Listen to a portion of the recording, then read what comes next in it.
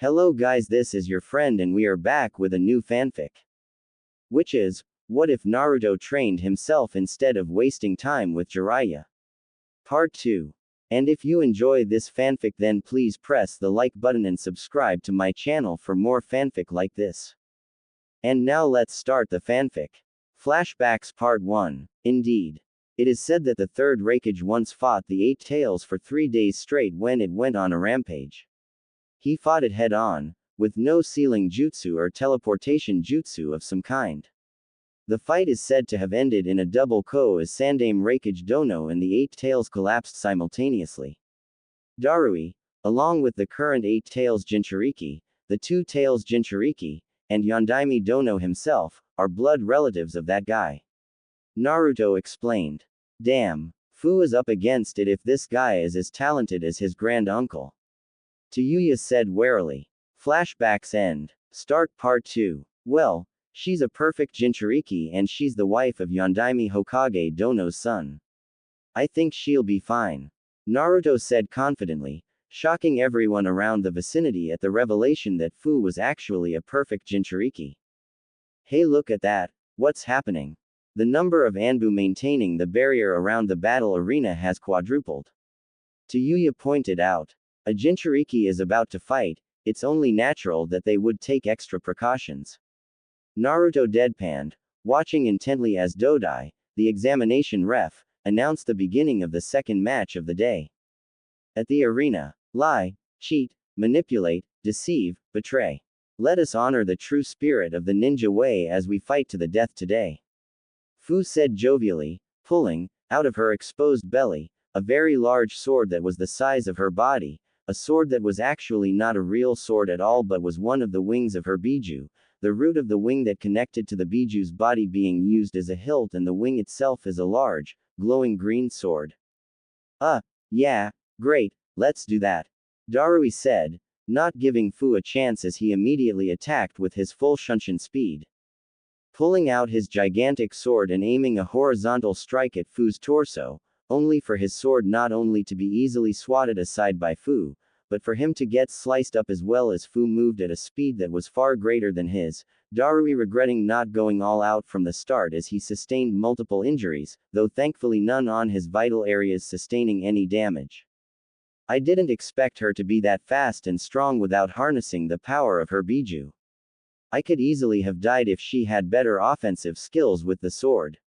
Her defense, strength, speed, and reactions are incredible, but offensively, she isn't all that accurate at all. She's no Kenjutsu master, she's just a freak of nature. Darui thought analytically. Kuso. I really have no talent for Kenjutsu. I definitely should have killed you. I literally could have ended this fight in an instant, Kuso. Fu said in frustration. Out of sheer curiosity, why didn't you? Darui asked curiously. Well, you see, I have no talent whatsoever for this sort of thing. I'm way better at ninjutsu and taijutsu than I am with kenjutsu. However, Naruto-kun insisted on kenjutsu sparring with me thousands of times, even made me spar with multiple shadow clones for good measure. He said that even if I didn't have the talent for it, I could make up for the lack of talent by working extremely hard and honing my defensive instincts to the maximum. He also said the experience of having thousands of sparring sessions with him would help me to survive a kenjutsu battle until I can eventually level up. Apparently there is such a thing as a genius of hard work. Fu said nostalgically. I see. That certainly makes a lot of sense. So Namikaze Naruto wanted to make sure that she could at least defend herself against kenjutsu attacks and be able to read and react to them. He's a very meticulous guy. He'll make a great teacher one day, if he somehow survives his fight against Raikage-sama. Darui thought gravely. I see. That certainly makes a lot of sense. Still, I never expected you to be that fast and that strong without accessing the power of your biju. I underestimated you, Darui said inquisitively, hoping that Fu would open up and give him more information. Oh, that, I'm surprised you don't know. After all, Kumo has 2 Jinchuriki, and you guys are known to be experts at training Jinchuriki. Fu said innocently. What are you talking about? Darui asked, confused. Jinchuriki, more often than not, get bloodline limits from their Biju. For example, the 5 Tails Jinchuriki has the ability to use steam release, the 4 Tails Jinchuriki has the ability to use lava release, and the 1 Tails Jinchuriki has the ability to use magnetic release to control sand, all abilities that they got from the Biju inside of them. As for me, well, I have the super strength of a dung beetle and the super speed of a tiger beetle, both of which are the strongest and fastest insects respectively. My Biju may have the appearance of a rhinoceros beetle, but it has those abilities. Fu explained patiently.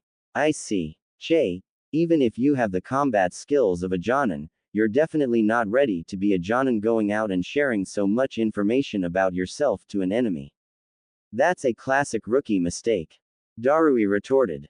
Is it though? Did we not just waste 5 minutes doing nothing but chit-chatting? How many minutes are left now? 4. Fu asked with a sinister smirk. Shit. She totally played me. She was willing to give such detailed and long explanations because she knows that all she has to do to get a guaranteed promotion is to run the clock down. I'm such an idiot. Darui thought angrily. You deceitful witch. You'll pay for that. Swift release. Shadowless flight. Darui exclaimed as he disappeared in a burst of speed, activating his bloodline limit, a bloodline limit that combined the elements of lightning and wind in order to boost the speed and reflexes of a person to beyond normal human levels, appearing behind Fu on her blind spot as he tried to decapitate her from the waist.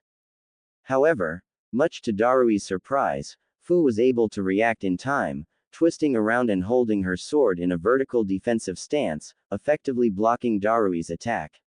She didn't waste time after that either, as she followed up with her own attack, attempting to cleave Darui's head off of his shoulders, the fight carrying on like that as they exchanged parries and counter-attacks at a ridiculous speed.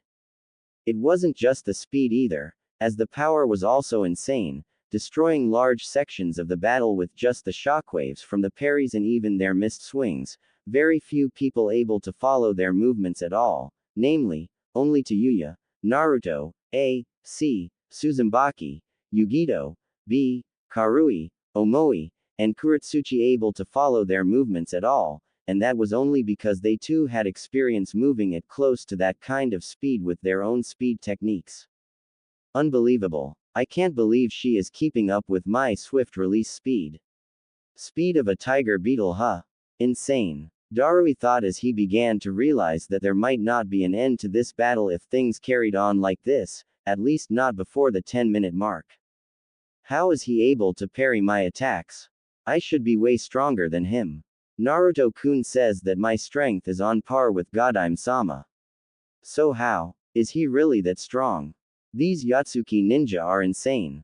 Fu thought warily, surprised more by Darui's strength than his speed as she knew that the Yatsuki clan had been producing speed merchants for generations, raising an eyebrow when she saw Darui pull back as she expected him to keep the pressure on her in order not to waste any more time.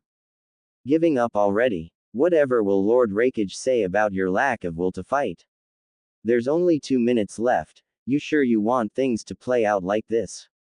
Fu said tauntingly, raising both eyebrows this time, surprised when Darui threw his sword far away. What the hell are you doing? Surely you're not giving up, are you? Fu asked curiously. Black lightning. Lightning armor. Darui said as black lightning, a lot of it, suddenly appeared all over and all around his body, the sheer power and speed of the lightning oscillations quite frankly ridiculous, Fu thought. What is he? Is he even human? Those are Biju level chakra frequencies. This guy, he definitely must be Lord Raikage's successor. Fu thought as she too disintegrated her winged sword, realizing that it was going to be utterly useless now. To answer your question, no, I'm not giving up. This is the form I take when I am determined to kill someone with my bare hands. A sword would only be a hindrance when I'm in this state. Darui said ominously. Wow. Scary. I better not get caught sleeping. Fu thought as she activated version 1 Biju mode, a 7-tailed chakra cloak appearing around her body as she took on a taijutsu stance. Kuso, I actually almost forgot she could do that. Normally it wouldn't make a difference to me, but she was already super strong and super fast without the chakra cloak. This might not go according to plan. But I cannot waste any more time. Here we go. Darui thought as he attacked, moving at an even greater speed than he was before, Fu meeting him halfway as she charged at him too, loud, eardrum bursting and destructive shockwave reverberating all across the battlefield when their firsts collided, so much so that for a second, it looked like the barrier was not going to be able to hold, more Anbu jumping into the fray in order to further reinforce the barrier. However, Fu and Darui paid no mind to this as they continued to try and take each other's heads off, multiple sound barrier breaking shockwaves washing over the battlefield as the field itself got destroyed beyond recognition. This would carry on for the next minute, with neither warrior able to get a significant advantage over the other, Dodai shouting out to Darui that there was less than a minute remaining and that he had to make definitive move now or lose the fight in less than 60 seconds. Black Lightning. Version 2 Armor. Darui said as he activated the final stage of his armor, a version that produced more chakra, more speed, and more strength for him. However, Fu wasn't taking any chances, as she was not going to risk losing her Jonin promotion when she had come this far. Biju Release. Version 2. Fu exclaimed as a much denser and much more potent chakra cloak enveloped her, making her look like a miniature seven-tailed beetle. Ha! Did you really think I'd let you win this late in the game?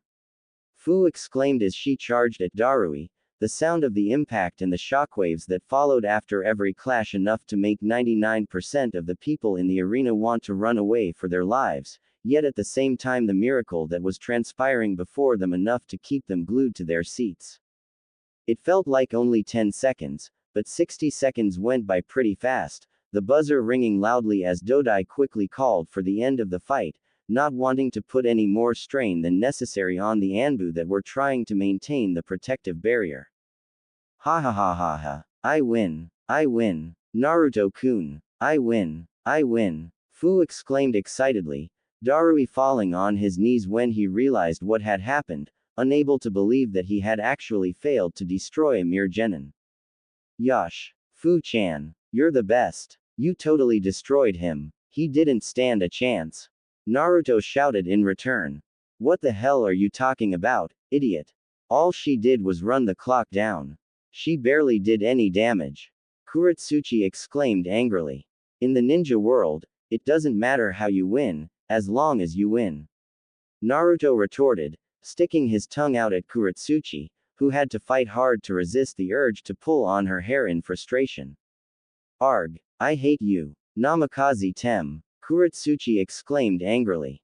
I think at this point it's safe to say that I'm glad you guys won't get to face these monsters in the Chunin exams. I don't doubt your abilities whatsoever, you are without a doubt genius shinobi in your own right, but this is just ridiculous. These aren't shinobi, these are monsters. Out said into his genin team, shock and awe visible and audible on his face and voice respectively.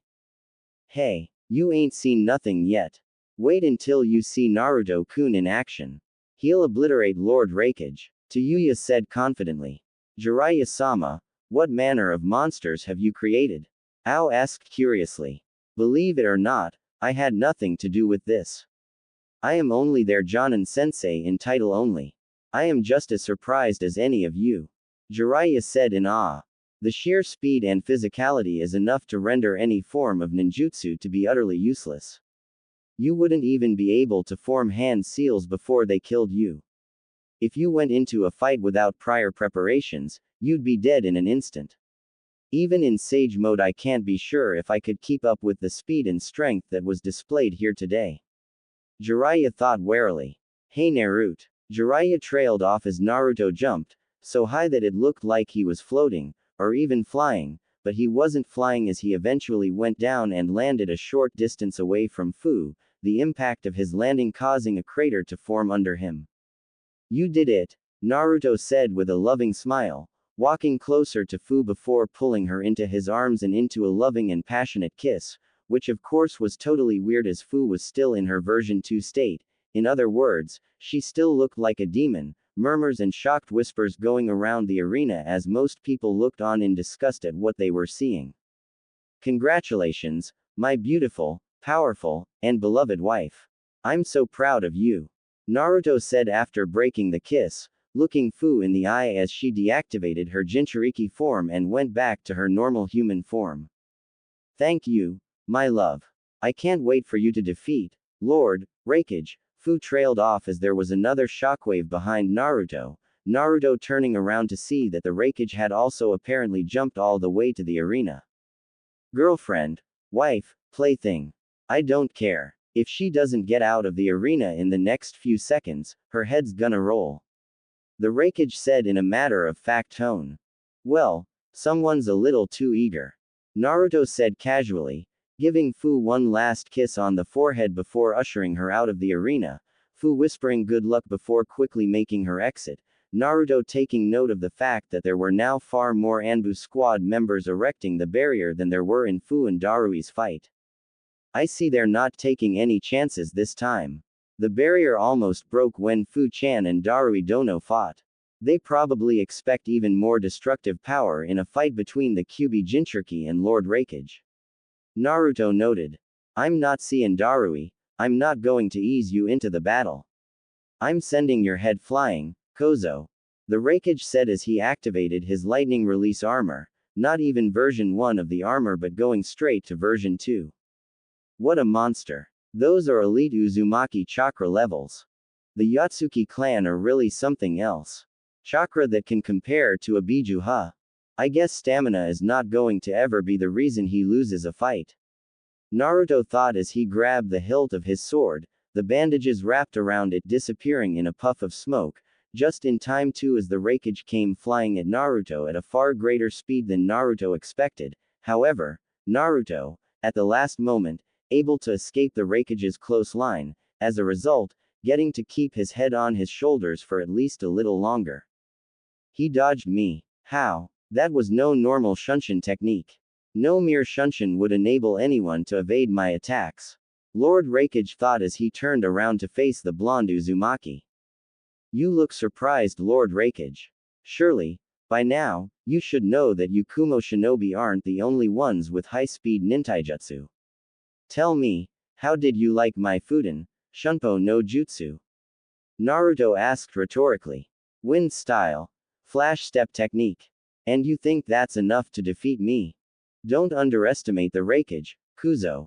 Lord Raikage exclaimed as he charged at Naruto again, only for Naruto to dodge at the last moment again, the two of them singing this song and dancing to this tune for the next couple of moments as Naruto tried, and failed to find an opening, and the Raikage failed to land a single hit on Naruto or to catch him, the crowd watching, but not being able to follow with their eyes at all what was turning out to be the fastest game of tag ever. He's too fast and too skilled in taijutsu. I can't find an opening at all. Naruto thought as he continued to evade the Raikage's attacks, however realizing that the Lord Raikage was getting closer and closer to landing a hit on him, and would eventually do so if Naruto didn't start attacking soon. He's waiting for the perfect opening. Right about now, he's probably thinking that he is going to have to attack soon or he'll get obliterated. He'll be eager to mount an attack, so eager that he won't realize it's a trap. The Raikage thought as he intentionally overextended himself, pretending that he was getting desperate to land a hit on Naruto. Just as expected, Naruto didn't waste any time, enhancing the penetrative force of his sword with wind style as he swung with all his might with a downward, vertical strike aimed at the Raikage's clavicle, completely stunned and stupefied when the sword was deflected by the lightning armor, so hard and violently that it went flying away rapidly from his grip, crashing hard on the far side of the barrier. What the fuck was that? Wind style is supposed to have an advantage over lightning style. How the hell did he? Naruto trailed off as the Raikage grabbed him by the waist. Shit. He's got me. Naruto thought warily. I told you not to underestimate the Raikage, Kozo. Liger bomb. Lord Raikage exclaimed as he picked Naruto up over his shoulder and sent him crashing down head first onto the ground with a classic wrestling move, everyone in Kumogakure expecting the head of the Yellow Flash's son to get crushed into oblivion. However, much to their surprise, Naruto escaping the Raikage's grip at the very last second by literally floating up into the air, still upside down in exactly the position the Raikage had him when he sent him crashing down. Damn. That was close, Raikage Dono. You almost sent me to the afterlife to see my parents.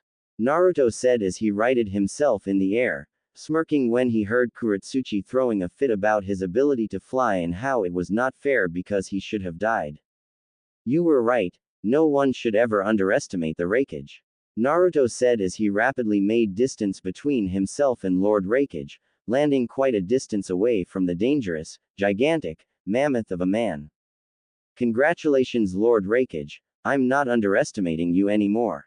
Naruto said as he created 2 Odama Rasengans on each palm. Rasengan huh? You really are your father's son. But how dare you underestimate me after saying you wouldn't underestimate me? What do you think a mere Rasengan can do to me? The Raikage said angrily. This is no mere Rasengan, check this out. Naruto said as he, inexplicably, rammed the 2 Rasengans into his own torso, at least that's what it looked like he was doing, the result not being what anyone expected as the Rasengans resonated with his chakra and turned into a potent, spiraling armor of chakra around his body. Ninpo. Rasen chakra no Yoroi. Naruto said as he took on a taijutsu stance, the sheer potency and magnitude of chakra moving around Naruto and within his coils enough to make the Raikage pay close attention. Let us now find out who has the better chakra armor, shall we? Naruto asked rhetorically. I told you not to underestimate the Raikage. Lord Raikage exclaimed as he charged head-on at Naruto, moving at speeds that were beyond comprehension, Naruto reciprocating the Raikage as he too charged head-on at the gigantic, muscle-bound freak of an athlete. Elbow bolt. I exclaimed as he aimed his left elbow at the blonde Uzumaki's face.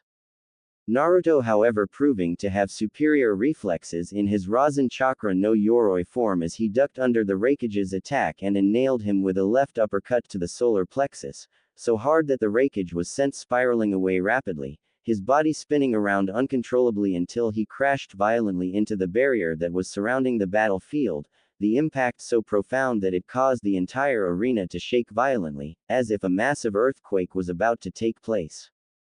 Don't underestimate the future Hokage. Naruto said with a taunting smirk plastered on his facial features. Honestly relieved to find out that his chakra armor was superior in both speed and power to that of the Raikage as he also wasn't sure that it would be until he tested it. Nevertheless keeping an eye on the Raikage as the man seemed to have inhuman recovery abilities because of how quickly he managed to pull himself back on his feet after the fall.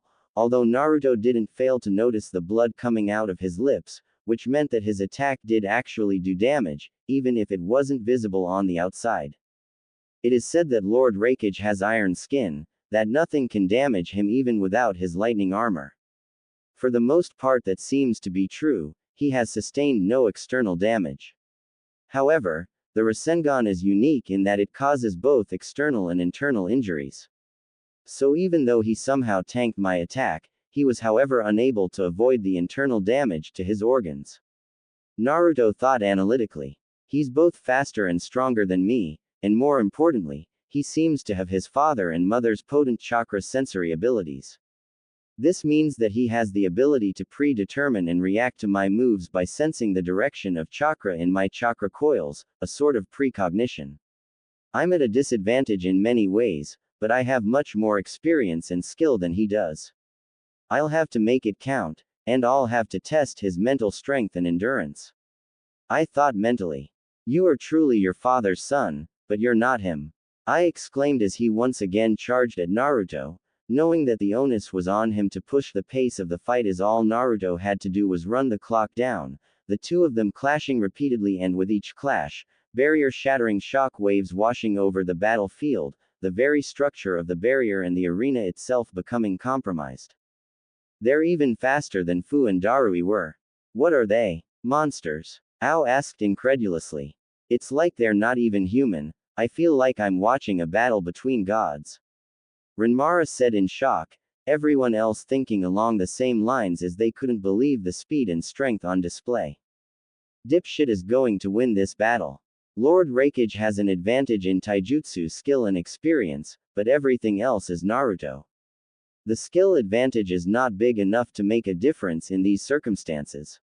Even though it seems like they're fighting on equal footing right now, but Lord Raikage is working harder than Naruto to maintain this balance. Eventually, the difference is going to start the show, particularly in the second half of the fight. Tayuya said analytically. I'm not sure the battle is going to last that long. That barrier doesn't look like it can take much more, nor does the arena itself. This is not a battle that should take place indoors, nor should there be any civilians around. Jiraiya noted. True. Unless someone lands a definitive blow soon, this whole thing will end in disaster. Tayuya retorted. Naruto-kun is landing some critical blows, but Lord Raikage is just persevering with sheer force of will. I don't even know how he's still standing, much less fighting at this pace and intensity. Fu said in awe. The Yondaime Hokage fought unruly many times and was never able to take him down. I never knew why. I always thought that he just allowed him to live for some reason, maybe they were friends or something. But now I know why. This guy is an absolute tank. I wouldn't want to go up against. Jiraiya trailed off as the buzzer unexpectedly rang, the Toad Sanin's head snapping towards the direction of the clock as he was sure that there was no way that 10 minutes was up, which was true, as the clock showed that only 6 minutes had gone by. What is the meaning of this, Dodai? You better have a good reason for this or you'll have to suffer the Iron Claw. I said angrily. Forgive me, Lord I. However, if the fight is allowed to continue, most of the spectators will surely die. We are unable to maintain the barrier anymore, and the arena is at the brink of collapsing. Your battle is too violent to be held in a place like this. I'm sorry, but unless we want casualties, we'll have to consider this Namikaze-san's victory by default. Dodai said with urgency and concern, looking around at all the damage that he and Naruto had done and at how exhausted the barrier squad looked, all of them looking like they were a few seconds away from collapsing due to chakra exhaustion, and then finally, looking at the fear and concern on the eyes of both ninja and civilian alike on the stands. Fools. Why didn't they just leave if they were so scared? I thought irritably. Quote. HN. Yondaime Hokage's brat. You'll get your Jonin promotion, you've more than earned it. But don't think for 1 second this counts as a victory against me. I said with pride and arrogance. Thank you, Lord Raikage. I appreciate you giving this opportunity to both I and my beloved comrades. Your benevolence will not be forgotten. Naruto said with a small bow of the head, his chakra armor fizzing out of existence as it became clear that it was no longer necessary, the Raikage doing the same as he deactivated his lightning armor. It's probably for the best. If things had carried on like they were, I might have been forced to use the one-finger nukite to penetrate his armor. I thought as he turned and walked away, Fu and Tayuya running onto the battleground as they hugged the blonde Uzumaki in celebration. Naruto celebrating with his significant others, much to the Kumogakure no Sato people's chagrin, although their ire was far less than it normally would have been thanks to the fact that none of their own had actually been defeated as the battles ended only because time was up, although it could be argued that the buzzer actually saved Godspeed C from certain death. Later that evening, Naruto and Jiraiya's hotel room. The last thing I want to do is to spend my Jonin promotion day with you, you stupid pervert. We're supposed to be out celebrating, why are we cooped up in here with you? Tayuya asked irritably. Idiot. You really want to be out there rubbing it into Kumogakure ninja and civilians' faces that you defeated arguably their 3 strongest shinobi? Are you insane? Jiraiya asked incredulously. Maybe I should cap the day off by whooping your ass. If I take the scalp of Godspeed C and Toad Sage Jiraiya in one day, I'll be a legend even greater than Dipshit's dad. Tayuya said tauntingly. Oh ho ho ho ho. You think you're invincible now just because you defeated Godspeed in battle. That's exactly the kind of attitude that will get you killed in battle. Never underestimate your enemy, no matter who it is, especially if it is me, Jiraiya trailed off with a grave undertone. Did you hear that dipshit?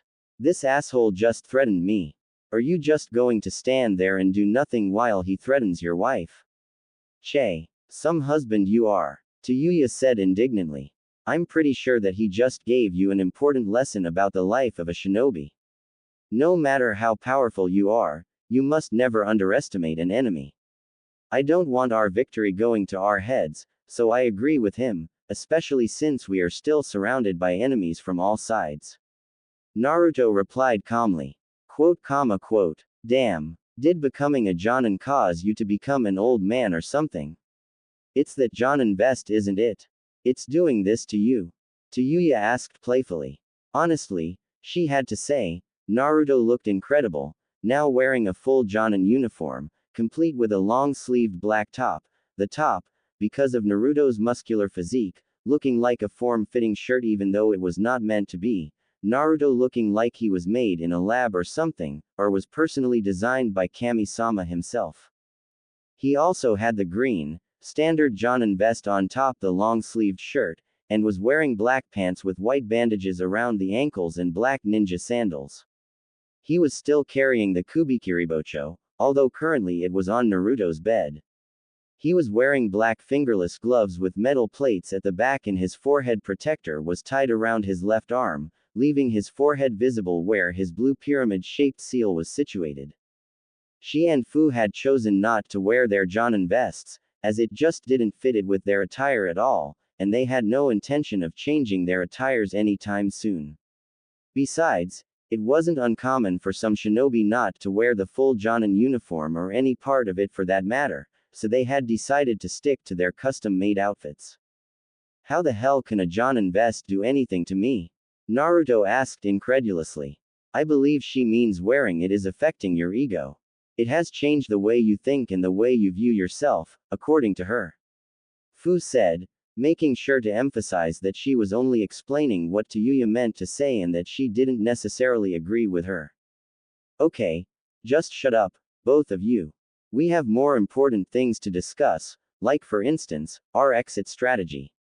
With your promotions being official and Raikage Dono signing off on it and handing you your promotion certificates, there is no longer a reason for us to stay here. In fact, it would be far more convenient for us if we got as far away from Kumogakure as possible. Jiraiya said urgently. Quote. It's probably our safest bet, but not necessarily our wisest. The Chunin exams commence tomorrow, and the final round that takes place in just over a month's time will be a head-to-head, one-on-one battle format like the ones we had with Lord Raikage and his subordinates. It would be the perfect opportunity to evaluate our rivals, wouldn't it? Kuretsuchi, by the looks of things, is being groomed to be the Yondaime Tsuchikage, and most likely Suzumaki and Akatsuki will be her elite guard. I also suspect that Katarashi Kagura will be the leading candidate to become the Rokudaime Mizukage, with Renmara and Chojuro as his elite guard. Furthermore, the students of the Eight Tails Jinchuriki, Killer Bee, are participating in these examinations. Don't you think this is the perfect opportunity for us to assess the future threat level of the other ninja villages? Naruto asked rhetorically. Okay, fine, you make a valid point. I cannot argue against that, but still, it is too dangerous to remain here. I recommend we sneak out of the village, and then return a month later, just in time for the Chunin exam finals. Jiraiya suggested. Jiraiya-sama, how sure are you that we are in fact still in danger? I mean, sure, by being in enemy territory we are automatically in danger, but Lord Raikage has called off the village patrol. The village is no longer under lockdown. It appears as though he only did that to ensure we participated in the impromptu Jonin examinations. Fu counter-argued. Okay, look, I won't deny it, you kids make some compelling arguments, however, understand that I'm not ordering you to do anything. Tsunade Hime made it clear that I should follow Naruto's lead for the duration of the examinations. Whether it's because of his judgment or his instincts, she seems to have a lot of faith in his discerning abilities. I was merely sharing my opinion. Jiraiya said with his hands raised in the air in surrender. Dipshit, what do you think? Yuya asked anxiously. First answer me this. What happened the other day when you went to confront Lord Raikage about the Jonin exam? Naruto asked curiously, directing his question at Jiraiya as he had been curious about that for a while now. Well, I lost it and beat up the guards when they wouldn't let me talk to the Raikage. When I got to his office, he asked if I had killed or maimed anyone on my way there, and when I explained I had only left them unconscious, he smirked and, well, he ran out the window along with his bodyguards, left me behind with his secretary, Mabui I think her name was. Jiraiya replied with a baffled tone and expression. What the fuck shithead Senin? That doesn't make sense whatsoever. That guy is not someone that would run away from anyone. He didn't even run away from my father-in-law, and that guy had a flee on-site order on him. So what the fuck? Tayuya asked incredulously. It was a strategic retreat. Lord Raikage broke or simply ignored many rules in order to make our exam possible. If he had been called out on it by a Konoha high official and still carried on with it despite those protests, it could have been grounds for war, at the very least it could have been an international incident. By running away, he denied the Konoha official, namely Jiraiya sensei, the opportunity to lodge his complaint or protest. Even if Jiraiya sensei had lodged the complaint with the assistant that remained behind, Lord Raikage could have just said that he hadn't made contact with her until after the exam, and therefore did not receive the complaint in time. Naruto explained with an amused smirk on his facial features, unable to believe how dastardly and mischievous the Raikage was. I guess it explains why they call him Unruly Eye. For a Kage, the guy sure is quite a delinquent. Naruto thought with a mental chuckle. Wow, talk about delinquent behavior. Ha ha ha, I think I'm starting to like Lord Raikage. Fu laughed innocently. Well, his delinquent behavior benefited us this time, but who knows what he might pull next time. All the more reason for us to get the hell out of here. Jiraiya replied. I think we should stay. Granted, it will be dangerous, so we'll have to stay on guard at all times, but I want to discuss some things with Lord Raikage and the resident Jinchuriki. I have somewhat of a proposal for them. Naruto said with a thinking pose. What kind of proposal? Tayuya asked curiously. It's still a work in progress. I'll let you know when I have all the finer details down. Naruto said cryptically. By the way, we have company, it's the Kurigakure team. Naruto said as he extended his left hand, a chakra chain flying out of his palm and attaching to the Kubikiribocho before retracting and pulling the Kubikiribocho back to him, Jiraiya's eyes popping out of his head as he couldn't believe what Naruto had just done. That's Kushina's jutsu. When did he? Howdy? Jiraiya mentally sputtered, realizing, in that moment, that there was probably still a lot more that he didn't know about Naruto, watching Naruto as if he was looking at a ghost as Naruto headed towards the door with the Kubikiribocho now attached to his back, opening the door just as Ao was about to knock on the door.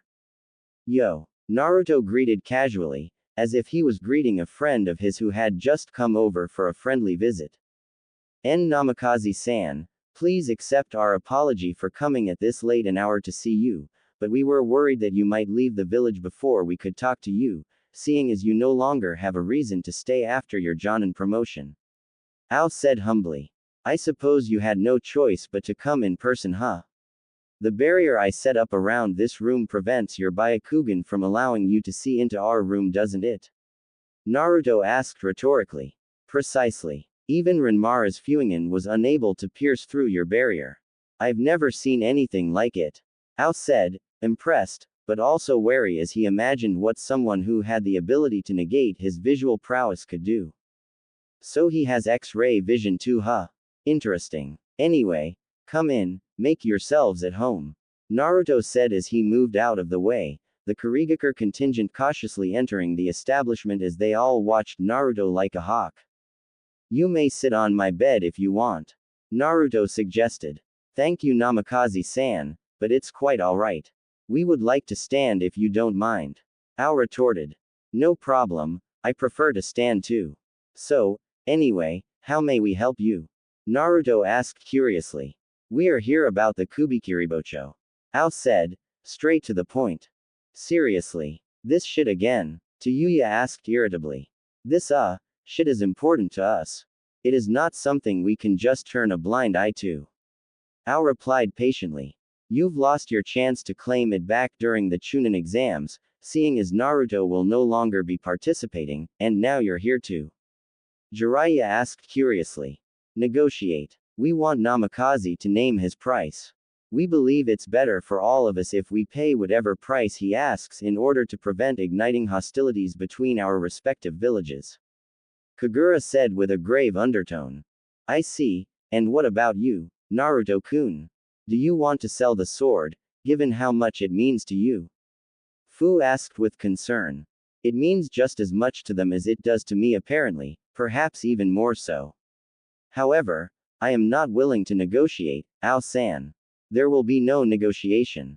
If you want the sword back, you're going to have to do what you said you couldn't do, you're going to have to turn a blind eye.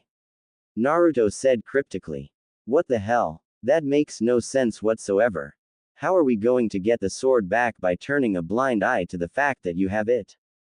Kagura asked incredulously. It's a metaphor, Kagura.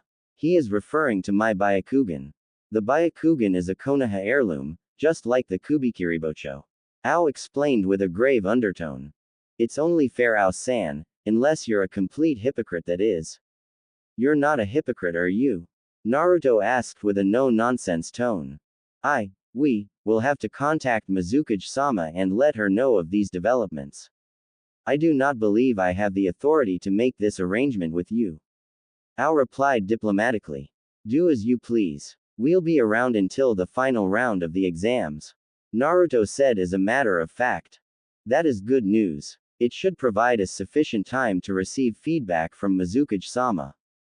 Thank you, Ao said with gratitude, even though he was still a bit wary about losing his Byakugan, Naruto nodding his head in the affirmative as he ushered the Kiri contingent out of his hotel room. Sheesh. Those guys just don't give up, do they? Fu said tiredly. Apparently. It's understandable, I guess. The 7 ninja swordsmen and their 7 swords are an important part of not just their history and traditions but also an important part of their military strength.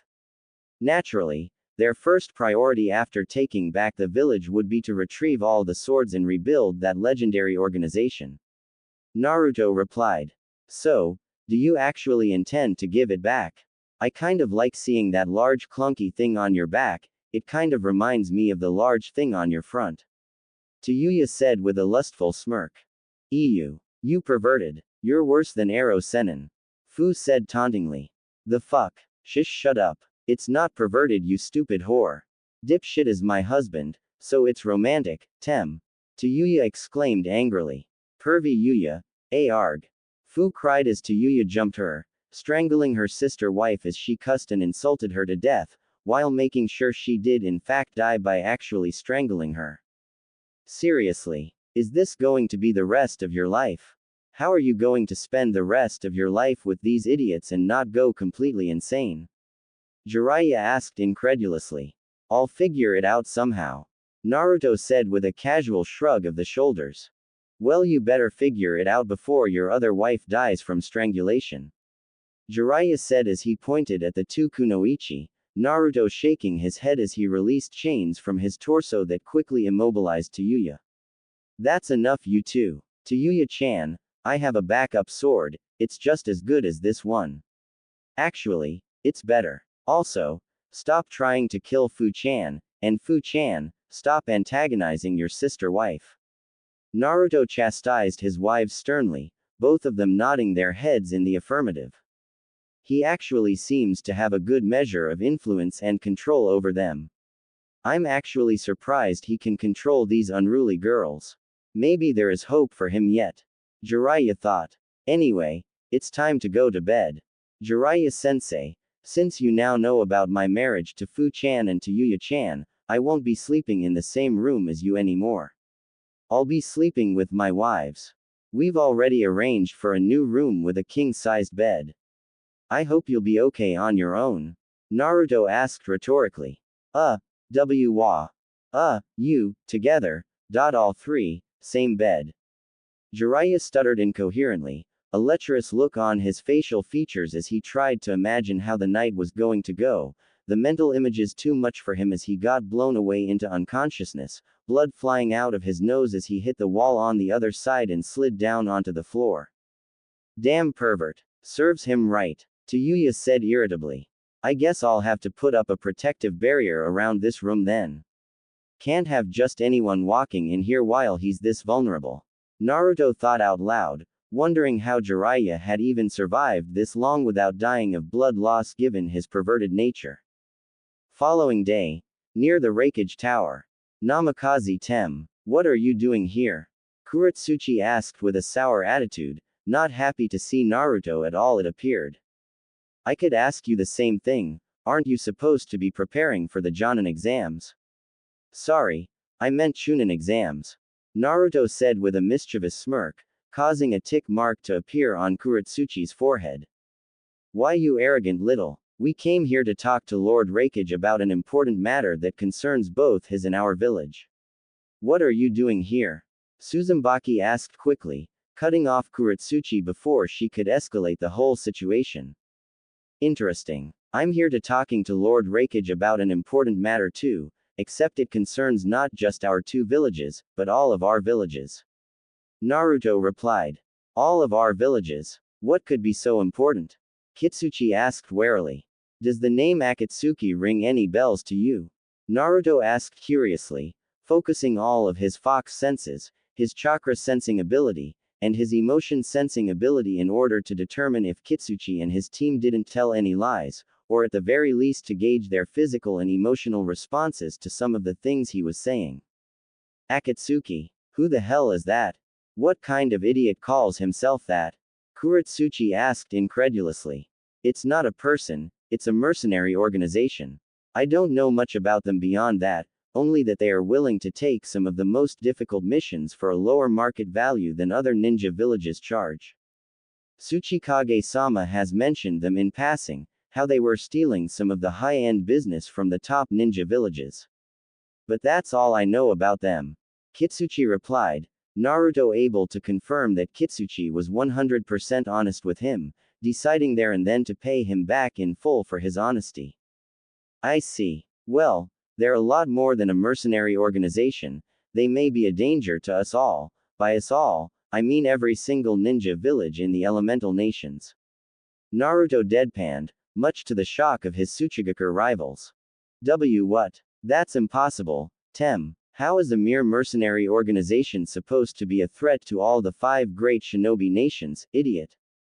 Kuretsuchi said condescendingly. Around 3 years ago, Orochimaru of the Densetsu no Sannin, leader of Otogaku no Sato, and former member of Akatsuki, formed an alliance with Tsunogaku no Sato, and together, they attacked Konoha during the Chunin exam finals, leading to the death of the Sandaime Hokage at Orochimaru's hands.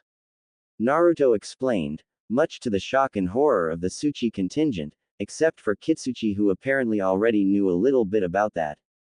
I heard about that. News of the invasion reached Tsuchikage-sama's ears, but by the time he sent people to investigate, Konoha was already back on its feet again. In fact, it was like nothing happened at all. Kitsuchi replied. Our Jonin worked extra hard to make sure the rest of the world did not realize that Konoha had been weakened. I didn't see my Jonin sensei, Hitaki Kakashi, for months after the invasion. He was constantly taking on S-ranked missions to help maintain appearances and to keep a steady flow of income into the village. Anyway, that is besides the point. More importantly, a new Hokage was nominated, my master, Jiraiya-sama. Naruto said. But he's not the Hokage though, Tsunade of the Densetsu no Sannin is. And why the fuck do you have 2 Jonin senseis? Kuretsuchi asked confusedly. Kakashi-sensei. Well, that's a long story. More importantly, Jiraiya-sensei refused the position, but promised to find and return to the village an adequate replacement. So, he was given a month to find Tsunade-sama, convince her to not only return to the village, but to take up the mantle of Hokage. Naturally, he asked me, his apprentice, to accompany him on his journey, and that's when we were attacked by Akatsuki. More specifically, that's when I was attacked by Akatsuki. Naruto explained with a grave undertone.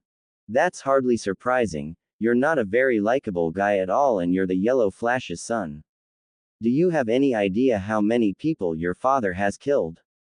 Honestly, at this point, You shouldn't even be surprised at all when people try to kill you. Kuretsuchi said smugly, taking pleasure in the suffering of the blonde Uzumaki. They didn't attack me because I'm the son of the Yellow Flash, they attacked me because I'm a Jinchuriki.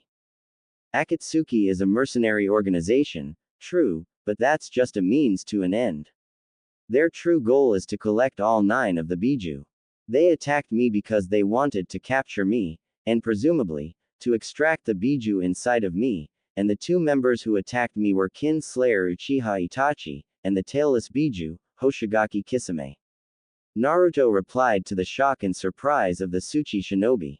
You defeated Hoshigaki Kisame and Uchiha Itachi at just the age of 15. Kitsuchi asked incredulously. 15. Kitsuchi-san, that was 3 years ago. How old do you think I am exactly? Naruto asked incredulously. Aren't you like 18? Kitsuchi asked hesitantly. What? How old is your daughter then? Naruto asked curiously. She's 15, turning 16. Kitsuchi retorted.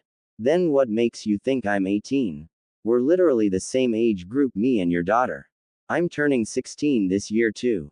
Naruto replied. Wait, what? No way. Stop lying. How come you're so big and so tall? You don't look like a 15-year-old at all. I mean, just look at your muscles. Kuretsuchi said disbelievingly. Are you kidding me? Like, how old is this guy? Because he quite clearly looks taller than me. Naruto said, pointing an accusing finger at Akatsuki. He's the same age as us, but that's different. It's a clan thing with him. His clan people have always been gigantic in size. What the hell is your excuse? Kuretsuchi asked incredulously. Honestly, I don't think I'm that tall. I'm 1.85 meters, only 3 centimeters taller than my father used to be. Naruto deadpanned. And I'm way shorter than your dad, he looks about 2.20 meters tall. He's a freak. Naruto said incredulously. I'm 2.17 meters, and yes, I would have been around the same height as you at your age, maybe even taller. Akatsuki said in retrospect. See. Naruto said incredulously, internally theorizing that maybe they thought he was older because of the fact that he was already taller than his father used to be as opposed to his height in general, seeing as 2 of them were absolute freaks of nature in that department. Okay, whatever, tall, short, who cares? The point still stands, you were way too young and inexperienced to have defeated those guys back then. How did you even survive? Suzumaki asked, confused. Honestly, it kind of felt more like a probe as opposed to actual attempt to kidnap me. I do not think Akatsuki were ready to move on to the final stage of their plan at the time, and the fact that they have been on a 3-year hiatus supports my theory to a significant extent. I think, since I hold the strongest of the Biju, they wanted to test me out and see how much of a threat I was and how much of one I might be in the future. They didn't seem to put much of an effort into it. Naruto replied. I see. So Orochimaru is a former member, and the only other 2 known members are legendary figures themselves of equal or even greater stature, and to top it off, these people are interested in attaining the power of the Biju. That really does sound like a big problem. How many of them do you think there are? Do you know? Akatsuki asked warily. We believe there are around 9 or 10 of them. Naruto replied. That's not good at all. But there is still something I do not understand. If they were trying to gauge your potential, then why did they let you live? Given what I saw of you against Lord Raikage, you're definitely someone that should have been flagged as a serious threat whose talent cannot be allowed to bloom. Kitsuchi asked suspiciously. You would not have said that if you met me 3 years ago. Everyone who knows me from back then thinks that I'm a talentless good-for-nothing with no future as a shinobi. I was a total idiot, literally. I even graduated dead last at the academy. In fact, I failed 3 attempts at graduation, actually, 4 attempts, because I didn't pass the last one either. One could say I was given special exemption to graduate the academy. Naruto said with a knowing smirk, chuckling at the expense of the Tsuchi contingent as he saw the fish-eyed expressions on their facial features. Stop lying. That's not possible. Kuretsuchi said incredulously. Haha. Here, look at this. I still have my genin license. Check it out. Does that look like anyone to be taken seriously to you? Naruto said as he handed over his genin license to Kuretsuchi, who kept staring in disbelief as she looked between the current Naruto and the one in the picture on the license, unable to believe it was the same person as she saw a total clown with his face painted while he did some completely ridiculous pose. This is you just 3 years ago. You look so small and stupid. I mean, I still think you're stupid, but not this stupid. Kuretsuchi said in disbelief. Wow, people really can change after all. It's like looking at two completely different people. Akatsuki said in awe. It feels like killing you 3 years ago would have been much easier than it is now. Suzumaki said casually. Damn, killing the Yondaime Hokage's son is like a normal part of life for them. They talk about it like it's the same as eating or taking a dump. Naruto thought incredulously. This has to be a record for the most monumental personal growth ever. Who would have thought? Kitsuchi said as he was the last one to look over the license, handing it back to Naruto as he spoke. Thank you, I guess. Naruto said as he pocketed the license. Quote. So, this proposal of yours? Kitsuchi asked with a serious tone. It's two-part. First phase is to try and get Lord Raikage to agree to the formation of a joint, inter-village Akatsuki elimination task force, to sort of nip the problem in the bud. I expect total rejection, of course, in which case I hope to convince him to make sure that his Jinchuriki no longer go on solo missions, and when they do go on missions, they go with a strong, competent 4-man squad. Naruto explained patiently. And the reason you're so forthcoming about all of this information is that you're hoping that we do the same and convince Tsuchikage-sama to allocate 4-man squads to assist our Jinchuriki. Kitsuchi asked curiously. Exactly. I was planning to come to you with this information anyway, so it's actually quite convenient that I ran into you today. Of course, I could never expect a joint task force between Iwa and Konoha Shinobi, that's impossible.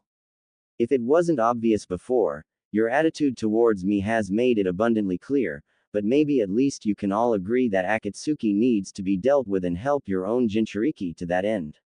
Naruto explained his reasoning. Why do you care about our Jinchuriki? We're your sworn enemies. Kuretsuchi asked, confused. Because I know what it's like to be a Jinchuriki. To be treated with fear, hate, scorn, and resentment by everyone, to live a life of complete isolation, devoid of normal human contact. I don't want to be arrogant and act like it's the most horrible existence in the world because there is a lot of pain and suffering out there, but it's definitely one of the worst. And now we're being hunted for sport. The very thought that there are others out there like me and I cannot do anything to help them. Naruto trailed off, clenching his fists tightly as he took a deep breath in order to calm himself down, thankful for his mastery over Sage Mode as it had helped him to have far better control over his emotions. Quote. Anyway, as they say, better the devil you know. My gut feeling is that the world is way better place with the Biju in the hands of the 5 great nations than in the hands of an organization of S-ranked criminals. Naruto said pragmatically. You're different than I thought. I thought you were nothing but a murderous devil like your father. But you're nothing like him, at least you don't appear to be as bad as him. Kuretsuchi said, Naruto internally wondering what the hell her father and grandfather told her about his dad, because the man he met in his Jinchuriki seal was the furthest thing from a devil that Naruto could think of. Yes, well, thank you. Anyway, I've said my piece. I hope you put this information to good use, and I hope Lord Tsuchikage doesn't reject the information and advice purely on the basis that it comes from the son of the Yellow Flash. Naruto said as he walked past the Tsuchikage contingent. Oh, and good luck for the examinations. I'm looking forward to seeing you in action during the final round. I have no doubt that you will make it. Naruto said confidently, stopping briefly in order to say his piece before carrying on walking towards the Raikage Tower. We still have an hour and a half before the exams. We'll be waiting for you right here. We want to hear the verdict of your meeting. Kuretsuchi shouted. Naruto waving his right hand in the affirmative as he carried on walking without turning around to look at Kuretsuchi. Seems like you're starting to warm up to him. That's dangerous. The last thing we can afford is for you of all people to become compromised by the Yondaime Hokage's son. Suzumaki with a grave undertone. The fuck you talking about? I'm not warming up to that asshole. Are you out of your mind? If anything, I'm freezing up to him. Kuretsuchi said angrily. Listen, I'm not accusing you, and I'm certainly not blaming you. I've been right by your side the whole time, so I know, he's a very difficult man to hate. However, we must never forget what he is capable of. His father was just as deceptive as he is. He acted kind, open, carefree, and innocent outside of battle, and then turned around and mercilessly slaughtered thousands of people without batting an eyelash. Suzumaki said gravely. You make it sound like you knew the guy personally. Akatsuki said, confused. I've heard the stories from those who survived just like anyone else. My father told me stories. Suzumaki said darkly.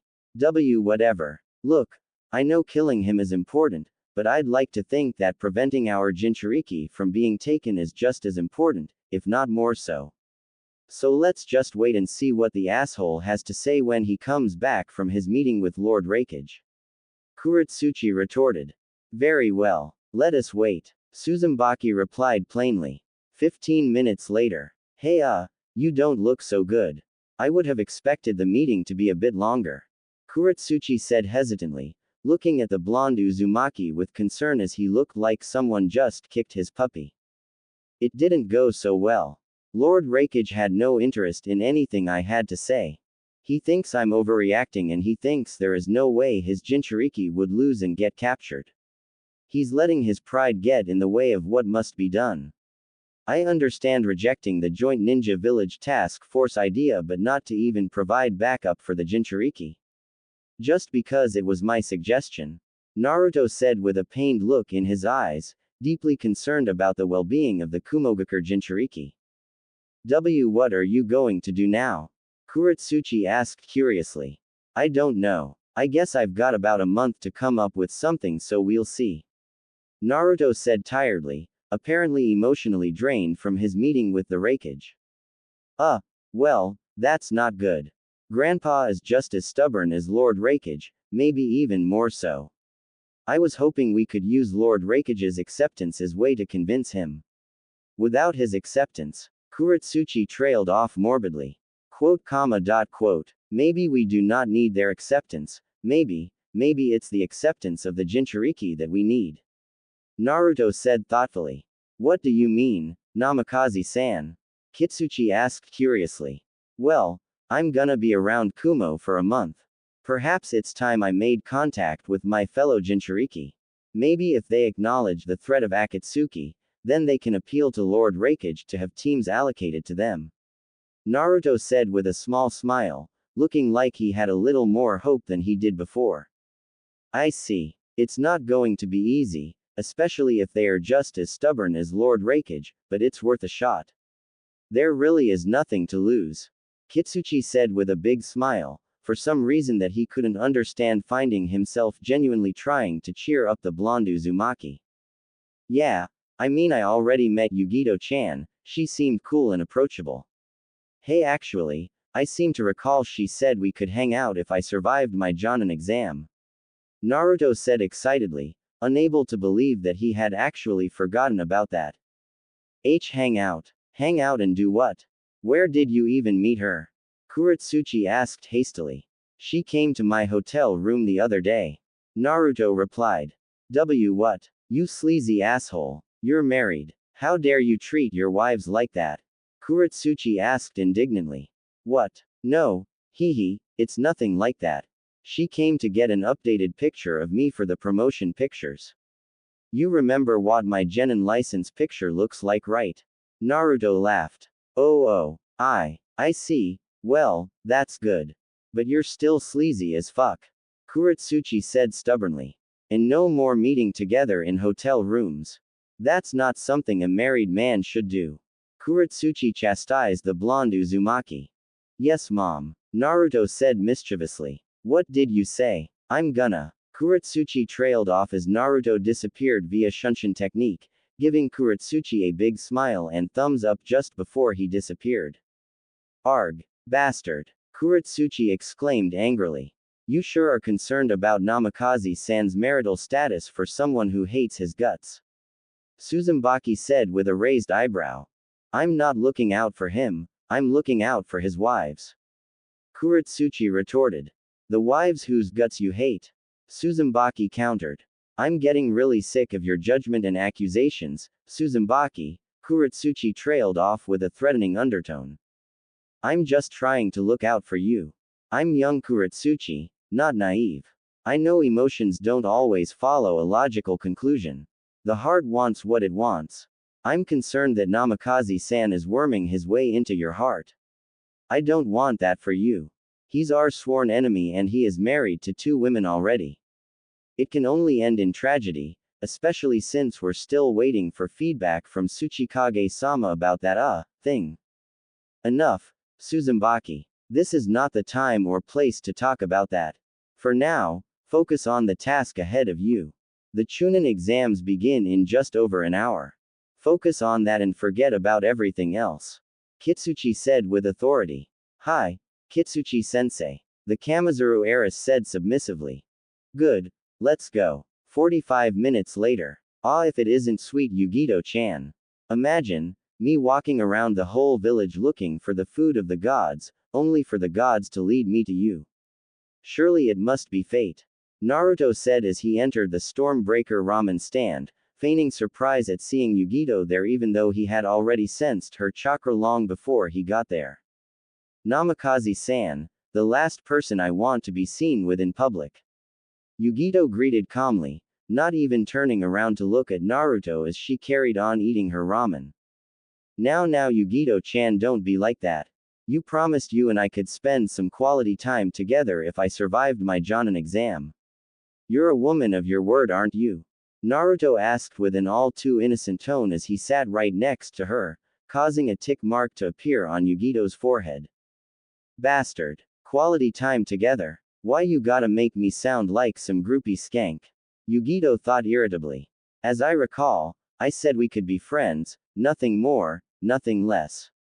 Yugito said with a cool and composed tone, even though all she really wanted to do was to strangle the bastard Namikaze right now. Ooey, order something or get the fuck out of my establishment, idiot. The longer you stay here the more goodwill I lose with my customers.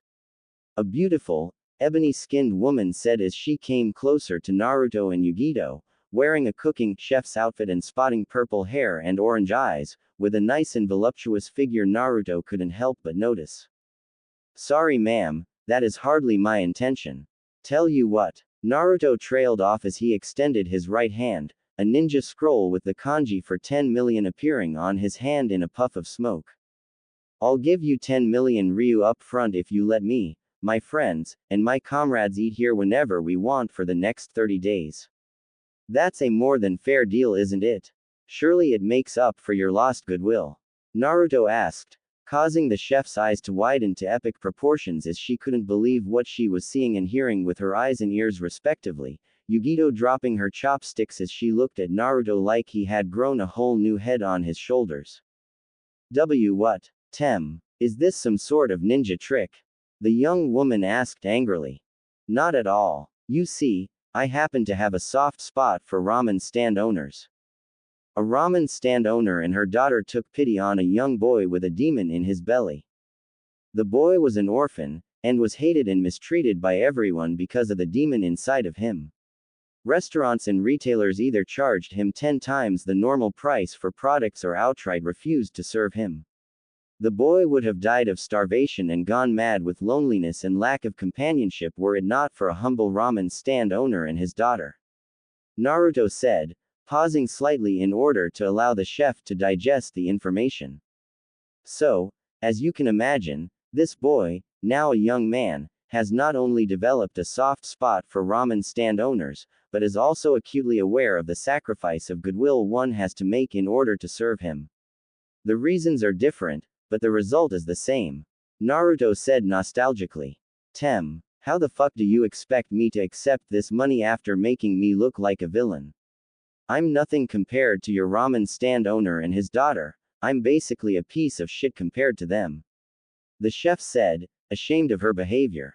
A real piece of shit would not reject the money, and would not think themselves a piece of shit. Besides, like my home village restaurant owners, you didn't beat me up, call me a demon, tell me I deserve to die, charge me over the top prices, or simply refuse to serve me. You were still willing to serve me since I was already here, and you were upfront and honest about your reasons for not wishing to serve me in the future. So, don't sell yourself too short, Chef San. You'll be a real piece of shit if you reject my generosity though. Naruto said with a mischievous smirk. Bastard. You really know how to pull on a person's strings, don't you? Fine, whatever, do as you wish. The chef said as she took the scroll. What shall I make for you then? She asked politely. 3 bowls of miso ramen, 3 bowls of pork ramen, 3 bowls of beef ramen, and 3 bowls of ramen deluxe. Naruto ordered excitedly, causing the chef to face plant at the ludicrous order. He's just like Yugito-sama and B-sama. The beautiful chef thought incredulously. Why yeah, let me quickly get to work on that. The chef said as she ran to the kitchen, realizing that her assistants were definitely going to need her help on this one. Interesting story. Was that meant for me or for Nigai-san? Yugito asked suspiciously. Both I guess. Naruto deadpanned. I see. Is it true? Was your life really like that? I find it hard to believe the son of the Yondaime Hokage who saved Konoha from the 9-tailed demon fox would be treated with such hate and disdain. Yugito counter-argued. I didn't know I was his son until a couple of years ago, which is also when I found out I was the Jinchuriki of the 9-tailed demon fox. I was lied to and deceived all my life by Sandaime-sama. I found out from a traitor who tried to assassinate me before he defected from the village that I was the 9-tailed demon fox, and I found out on my own that I am the son of the Yondaime Hokage. Can you imagine if I had come here without knowing, the surprise of hearing from you guys and the Iwagakure guys that I am the Yellow Flash's son when no one in my own village ever disclosed that very important information to me? Naruto asked incredulously. That would have been embarrassing, and infuriating. Still, I find it hard to believe you took so long to figure it out. I mean, one look at you is all it takes. The apple didn't fall far from the tree at all. Yugito retorted. Well, I was an idiot, admittedly. Naruto deadpanned, a comfortable silence settling in between the two Jinchuriki. Do you hate them? All the people that kept this secret from you? All the people that allowed you to suffer from lack of identity, making believe you were a clan-less orphan all your life, allowing you to live like a dog on the streets, hated and mistreated by everyone when they could have done so much more to make your life a better experience? Yugito asked curiously, and also manipulatively, as she wanted to bring out those negative emotions from Naruto in order to see if he couldn't be manipulated into defecting from Konoha and joining Kumogakure no Sato. I did. When I found out about the Kyuubi, I was too underdeveloped both emotionally and mentally in order to grasp the true depths of what was done to me, but when I found out about my father, I was angry and hateful. I even contemplated destroying Konoha and wiping it out of the map. However, it's not that simple, is it? This is the same village my father and mother loved dearly, and sacrificed their own lives, and even sacrificed me in order to protect. If I destroyed it, I would be destroying their legacy and spitting on their sacrifices. Naruto said, taking a small breather in order to organize his thoughts and emotions before carrying on from where he left off. Soon after that, I met Fu-chan, and then I met Tayuya-chan. I found people that genuinely loved me and cared about me unconditionally, and people that I too love and care about unconditionally. Love is the antithesis of hate, so I guess you could say that they cured me of any residual hate or resentment I might have been holding onto. I want them to be safe and I want them to live as peaceful an existence as possible. I can build that life for them in Konoha, and as Rokudaime Hokage, I can make sure that Konoha becomes the kind of place that they can be proud to call home. Naruto explained truthfully, leaving out however the diabolical part of his plan, which was that his ascension was meant to be the beginning phase of the Uzumaki takeover of the village, as he intended to groom his descendants to be the future leaders of Konoha and to basically turn Konoha into their personal army. After all, why fight them, when you can just take over their village and use them for your benefit? I see. You are a noble man, Namikaze-san. If your father was anything like you, then I can see why he has such a stellar reputation in the ninja world. Yugito said, paying Naruto what had to be the highest compliment one could possibly have in the ninja world.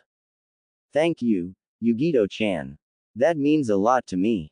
Although try not to say anything like that in front of Kuretsuchi, she is convinced that my father was an actual devil. Naruto said as the chef, Nigai, quickly put 3 bowls of miso ramen in front of Naruto, whispering that the other bowls would follow soon, whispering because she could tell that the 2 Jinchuriki were in deep conversation. Hee. I don't want to laugh because I understand where she is coming from, but still. Yugito laughed softly, Naruto unable to believe that he had just made the stoic ice queen of all people laugh. Hee. You should laugh a little more often, Yugito-chan, you have a wonderful laugh, almost angelic even. Well, at least what I imagine an angel would sound like if it laughed, a female angel of course. Naruto made sure to emphasize at the end, causing Yugito to laugh a little louder at how ridiculous a person had to be to feel the need to clarify something so obvious. Thank you, Naruto-kun, I appreciate that. No one has ever complimented me like that before. Yugito said with a warm smile. She called me Naruto, and this is the first time she has called me by name, isn't it? She also said kun. She must be warming up to me. Naruto thought with a shit-eating grin. Yeah, I mean, I'm just telling the truth how I see it, that's all. Naruto said with a casual shrug, not wanting to show how happy he was, another comfortable silence settling in as Naruto finished his 3rd bowl in record time. So, why did you track me down? I know you said you were looking for a ramen stand, but I also know that you passed 1-2 blocks away before you came to this one. Is there something you wanted to say to me, besides the fact that apparently I have the laugh of an angel? Yugito asked curiously. Hee. Nothing flies past you, does it? So you've been keeping track of my chakra signature, huh? Didn't know you liked me that much, Yugito-chan. Naruto retorted. Nice try, but I'm not letting you skip out on answering my question. Come now, speak up, Naruto-kun. Yugito egged on, at this point comfortable enough in her knowledge of what kind of person Naruto was that she knew that, even if had some sort of angle he was playing, it probably wasn't anything sinister. Well, I went to see Lord Raikage about, Naruto began as he told Yugito everything he knew about Akatsuki, about his encounters with their members, and about his proposal to Lord Raikage, and of course, the fact that Lord Raikage rejected his proposal and in fact was completely dismissive about every warning Naruto gave him regarding Akatsuki, Yugito spotting a deep, thoughtful expression at the end of Naruto's explanation. I see. It certainly sounds like these guys are dangerous. However, B-sama is a perfect Jinchuriki and I'm also very close to complete mastery. Do you really think Akatsuki pose that much of a threat to us, especially if they only travel in 2-man cells? Yugito asked skeptically. I do. These guys aren't normal shinobi, they are monsters. Kisame Dono is called a tailless Biju for a reason, and Itachi is a descendant of Uchiha Madara, the same Madara who tamed the 9-tailed fox and used it against Shodaime-sama Senju Hashirama. Do not underestimate the ocular powers of the Uchiha. Naruto said gravely. I see. So what exactly do you want me to do? Yugito asked curiously. B-Dono already has a team from what I understand. So I need you to convince him to take Akatsuki seriously and prepare himself and his team to do battle against them. I also need you to convince him to never fight Akatsuki alone and do it with his team. Secondly, I need you to petition Raikage Dono to form a highly skilled and competent team for you, and to ensure that he never sends your B-Dono on a solo mission again. It will be better if you have already got B-Dono on board when you make this petition. 2 against 1 is better than 1 against 1. Naruto suggested. Quote. I'm trying to figure out what you could possibly gain from this, but I can't see it. Why would you want to help us for seemingly no benefit whatsoever to you? Yugito asked curiously. There are too many reasons to list, but the most important one is that I care, of course. I don't want you to die, Yugito-chan, certainly not alone in the world in some far-off land. Living a life of solitude is one thing, but also dying alone, being hunted like a dog just because of what you are. I cannot accept that, Naruto said sincerely. Quote. I see. You certainly are one of a kind, Naruto-kun. I promise you, I will leave no stone unturned. I will do everything in my power to convince Raikage-sama. You have my word, Yugito said with a happy smile, a smile that fully reached her eyes, for the first time since, she couldn't even remember. Good. I'll hold you to that, Naruto said jovially, the two enjoying each other's company for another 2 hours before they went their separate ways. 39 days later. Wow. Never thought the 7 ninja swordsmen would have all been eliminated in the quarter-finals. I thought there would have been at least one of them in the semi-finals. Instead it's 2 Kumogakure ninja and 2 Iwagakure ninja. Naruto thought. It's not like the Kiri genin were weak, they were incredible really.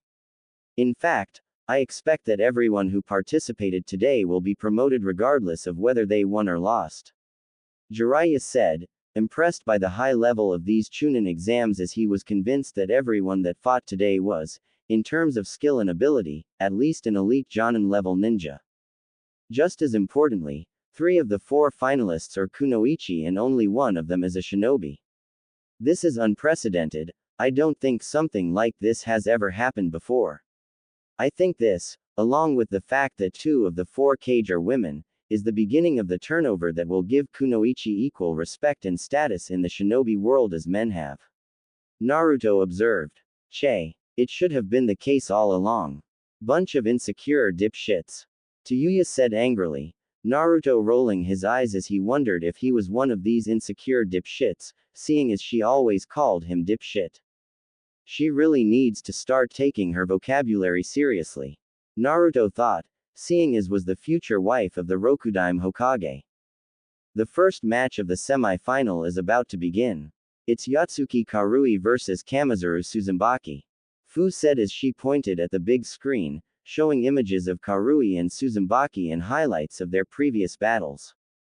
Who do you think is going to win, dipshit? Tayuya asked curiously.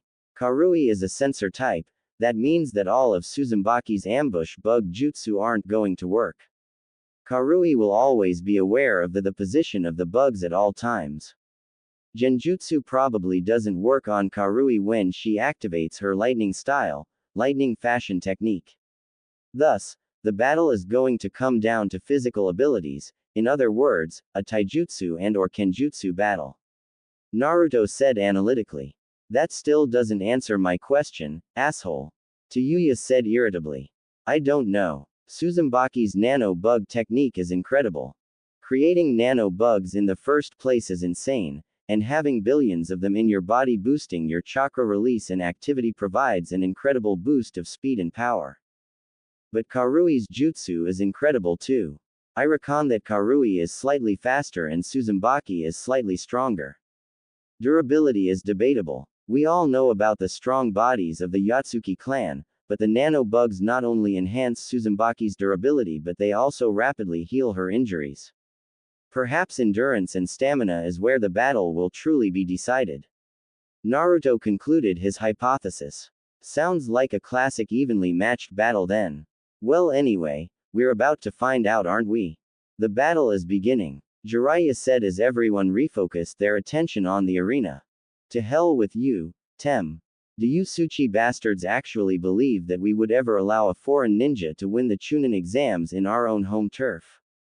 Go eat a rock hard somewhere, Tem. Karui said as she activated her lightning release, lightning fashion technique, a technique that caused her to literally groan boots and gloves made of pure lightning on her legs and on her feet, the boots reaching all the way above her knees and the gloves reaching all the way above her elbows. That's quite an impression level of chakra shape manipulation. The boots and gloves look like solid objects that she put on her limbs instead of chakra, Naruto thought, impressed. Hey, we'll see about that, you foul-mouthed. Suzumaki exclaimed as her chakra spiked heavily, using her nano bugs to exercise precise and perfect chakra control whilst also getting a significant chakra boost from her bugs. Hajime! Dodai exclaimed from the other side of the barrier. The battle kicking off immediately, as if the two kunoichi were reacting to the stop gun that is used in the sport of athletics. Both of them moving at ridiculous speed as they clashed repeatedly in a deadly and yet majestic dance. Not that the spectators could see, of course, as 99% of them had no idea what was going on, the fight being fought at a speed that was far too great for most ninjas' eyes to follow. However, many of the spectators commenting about how Karui took after her cousin Darui and her uncle Yatsuki, the fourth Raikage, because of her strength and her speed, at the same time all of them surprised that Suzumaki could keep up with Karui's speed. Still, being fast enough and strong enough to match Karui was not good enough, nor did having great sensory skills thanks to her nano bugs, as even that was negated by Karui's own sensory abilities. What truly separated the two of them, contrary to what Naruto thought, was not the stamina of the two fighters but the difference in taijutsu skill, as Karui, utilizing the Yatsuki nintaijutsu style that had been developed over multiple generations, had superior taijutsu skill than Suzumaki. Just as Naruto expected, the nano bugs were able to rapidly heal Suzumbaki's injuries, but not fast enough apparently, as Karui's attack speed was such that the bugs couldn't keep up with the damage.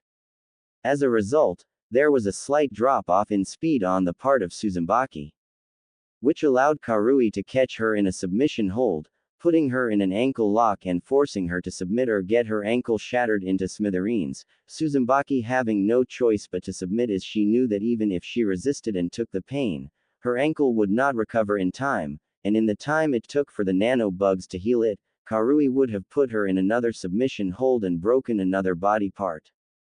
What made matters worse was that she could not send her nano bugs into Karui's body because the lightning oscillations were killing her nano bugs by the millions, maybe even billions at a time.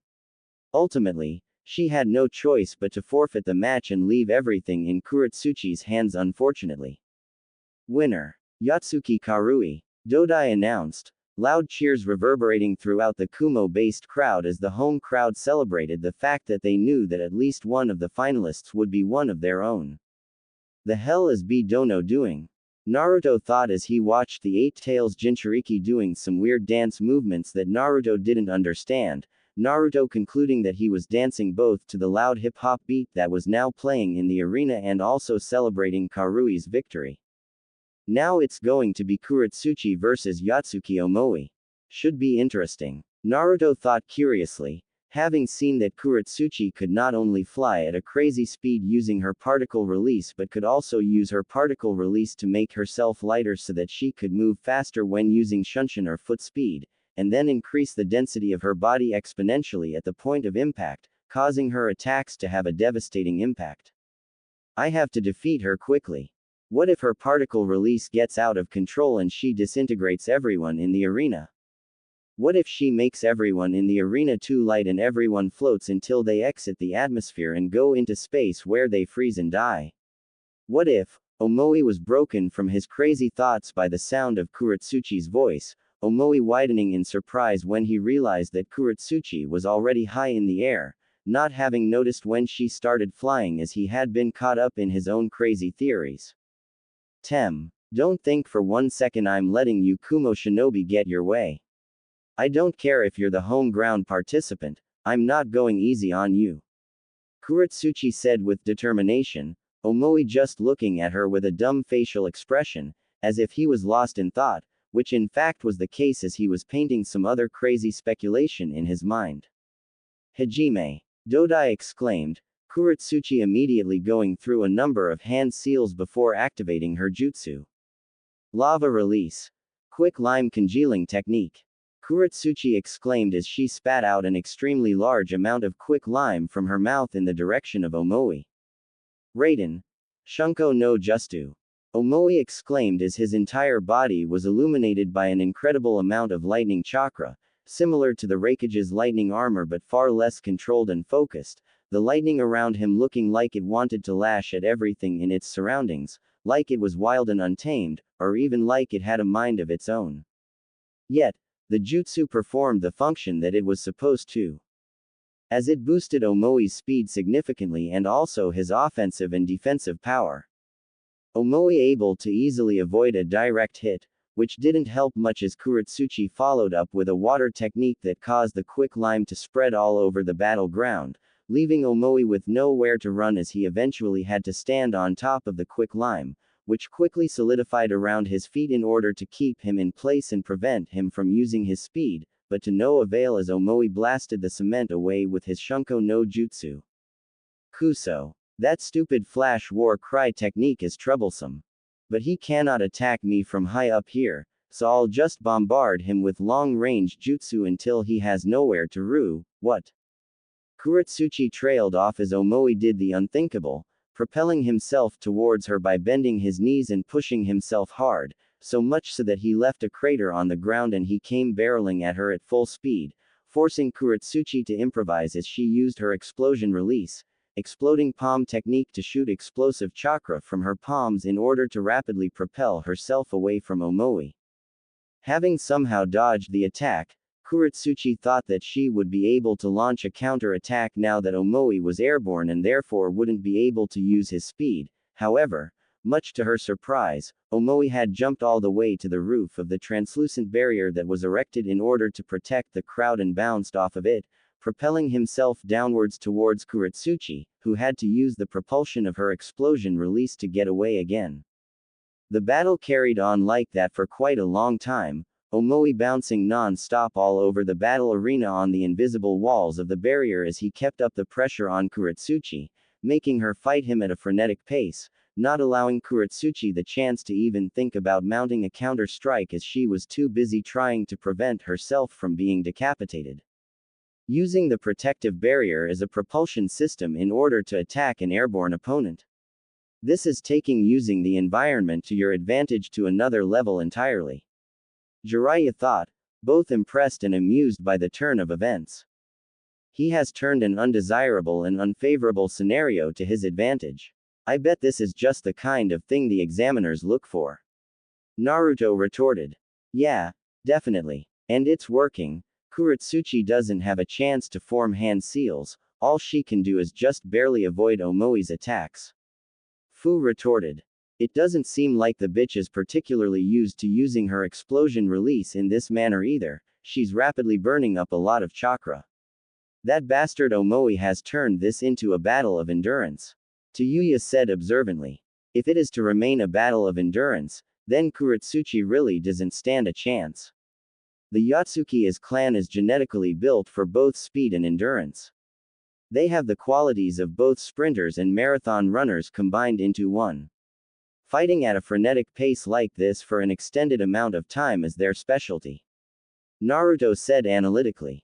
Kuretsuchi's has insane versatility, being able to use a 2 Kekkei Genkei and a Kekkei Tota on top of that. Also, as a result of her rich combination of bloodline limits, she has an unnaturally strong and an abnormal amount of chakra. However, being able to fly out of an opponent's range probably means that she has never had to fight under this sort of pressure. She has probably always fought a battle at her own pace and on her own terms.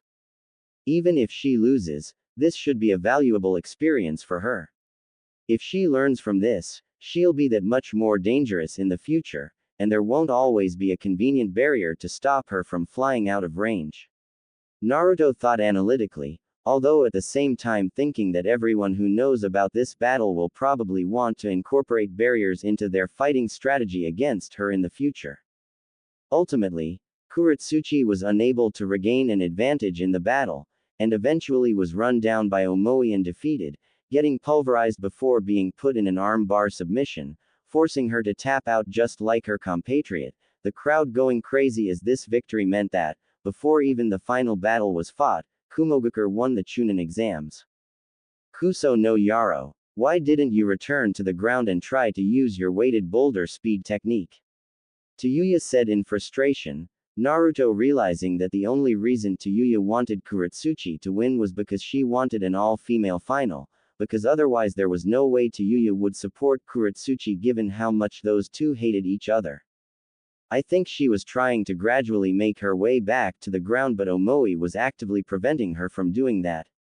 His attack pattern was precise and methodical. He wasn't just attacking randomly. Naruto retorted. So he didn't want her to challenge him directly in a speed battle on the ground. Isn't that like a Yatsuki clan fighter's favorite sport? Fu asked, confused. It is, but, even though Omoi is a Yatsuki to the core, he isn't exactly the typical Yatsuki. He seems much calmer and much more measured in his approach.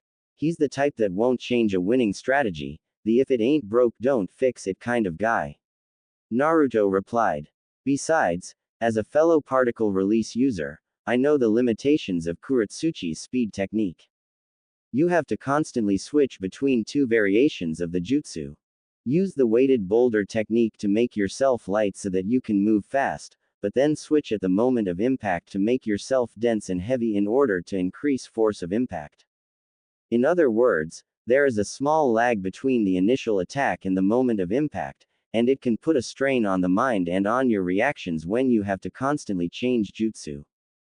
Going up against a guy who moves just as fast or faster, and who doesn't have the lag effect of switching between jutsu puts you at a disadvantage. It probably would have ended in the same result anyway, where Omoi would have had a speed advantage, or at least a reaction time advantage. Fu explained in depth. I didn't even know she was a particle release user. Jiraiya thought warily, wondering just how many other talents his so-called students had that he didn't know about. Well, anyway, that's the end of it, I guess. It doesn't matter who wins the final now. I wonder if they'll even have it. Naruto asked curiously. Lord Musclecage is about to make an announcement. I guess we'll find out now if those two will fight or not. Yuya said as she pointed at the booth where the Raikage was seated along with the Mizukage and the Tsuchikage, who had come over for the final round of the exams, Lord Tsuchikage accompanied by his two Jinchuriki, Han and Roshi, while Lady Mizukage was accompanied by the Six Tails Jinchuriki and one of the 7 ninja swordsmen, Akebi no Jinin. In any case, just as Naruto suspected, the Raikage announced that they wouldn't be having the final match as he had spoken to Omoi and Karui before the finals and they had said that they would both forfeit if they both made it to the final. The Raikage also explained that even though, as Raikage, he had the authority to order them to fight each other, he would however not go through with it as he respected and even admired the love and bond between family and friends that was shared between Omoi and Karui. The Raikage capped it off by advising everyone to take heart in the fact that Kumogakure had proven its strength by winning the tournament, and announcing that both Omoi and Karui would be named as joint winners of the tournament. Some of the crowd were disgruntled understandably as there had been bets about who would win between the two Kumogakure genin, but for the most part, everyone was just relieved and happy that their village had proven its strength and standing in the shinobi world. There was of course that little bit of an asterisk to it all as Naruto, Fu, and Yuya had not participated in the tournament, because they had fought against Lord Raikage and his elite guard and Wan, which in a way could imply that Konoha were in fact the victors with Kumo coming in at second place. Nevertheless, no one really had time to think too much about that as the Eight Tails Jinchuriki, Killer Bee, began celebrations immediately, jumping onto the arena and performing his big hit single for that year, a song titled 800 Hell Stabs as the beat to the song started banging, much to the crowd's joy and entertainment. Kumogakure sure has a unique vibe, huh? Naruto said with an amused smirk. Yeah, it's actually kind of cool actually. I like it. Yuya retorted. You kidding me? This is the best. Fu exclaimed excitedly as she jumped up and started dancing and singing along to the song, fumbling over the words as she didn't know the lyrics, but that typically didn't stop her from enjoying the vibe nonetheless. Hey, you sure know how to pick Yaki. Jiraiya said with a mix of emotions, still honestly not sure if he really trusted these girls and their intentions with his godson, in fact, not even sure he trusted his godson either, but at the same time feeling guilty about the fact that he wasn't happy for his godson and was in fact envious of the bond and trust that he had with these girls, a bond that he didn't think he had at all with his godson. That evening, Jiraiya's hotel room. Naruto, the exams are over. What are we still doing here? Jiraiya asked warily. I have some loose ends to tie up. Give me 2 or 3 days, and then we'll leave. Naruto said calmly. It's because of that skank Yugito Tem, isn't it? Don't look so surprised. I know you have been spending an unhealthy amount of time with her. Tayuya said venomously. You've been stalking me? Naruto asked with a raised eyebrow. Of course I have. I've been waiting for the right time to murder the both of you.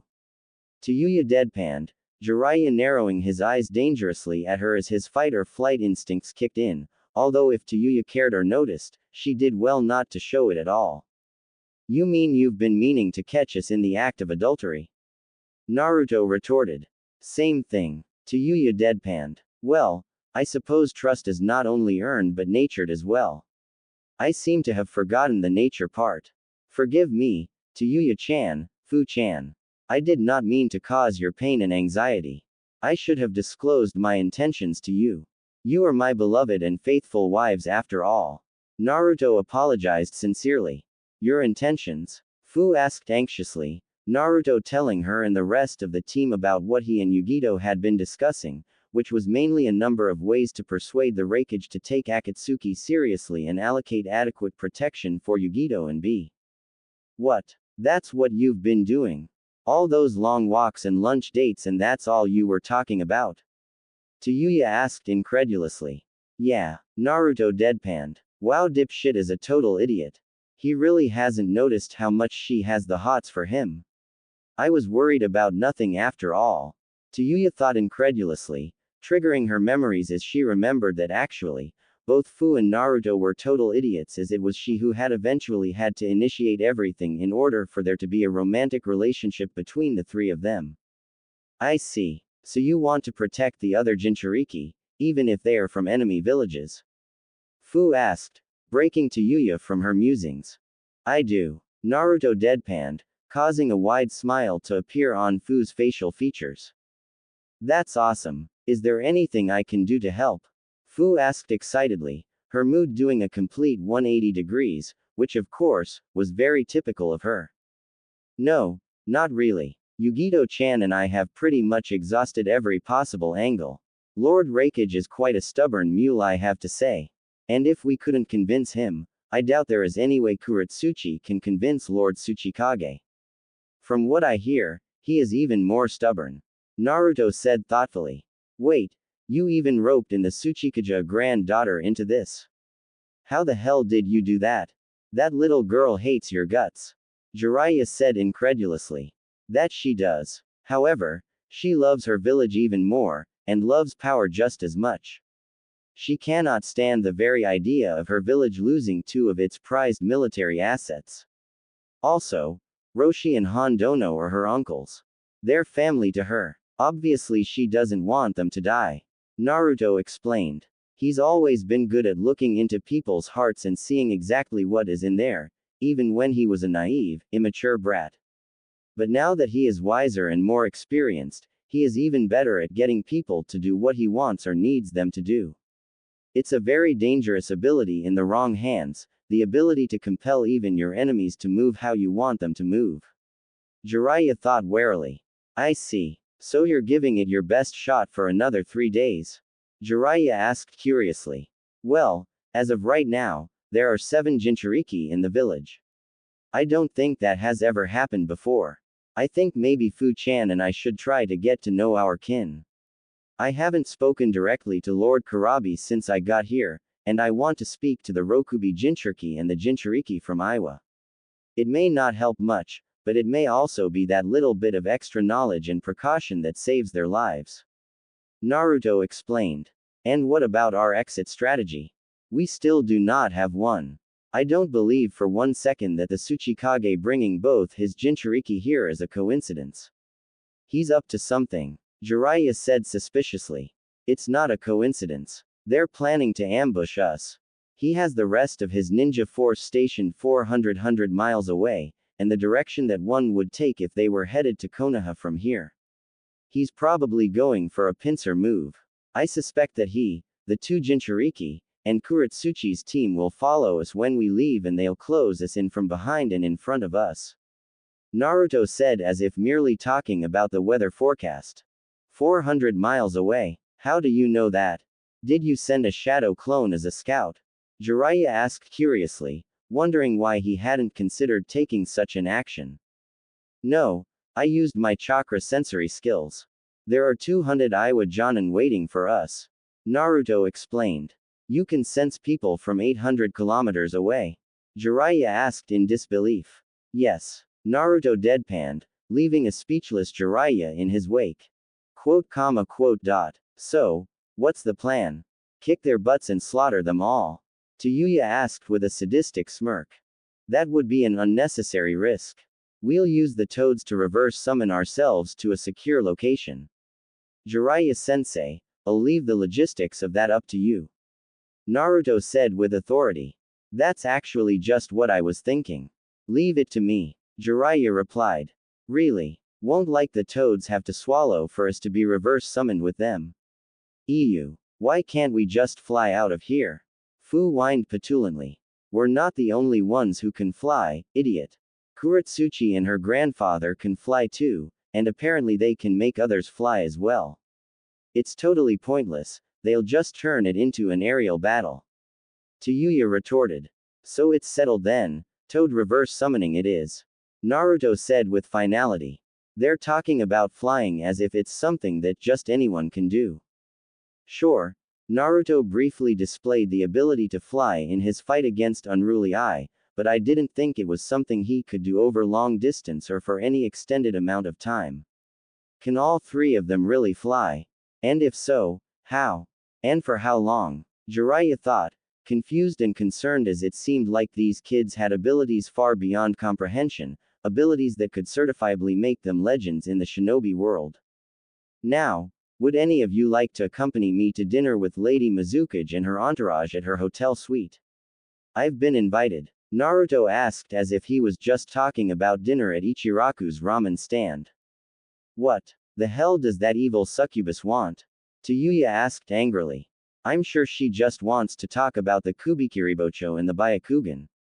Naruto replied. Oh yeah, I forgot about that. Sounds great to me, let's go. Fu said excitedly. Are you morons serious? What if we get poisoned or something?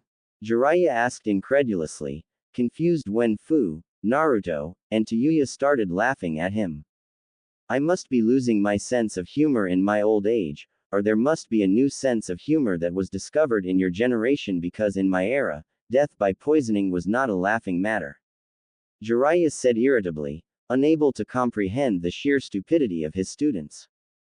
Poison doesn't work on us. We're pretty much immune. Fu said jovially. What? Is it because you and Naruto are Jinchuriki?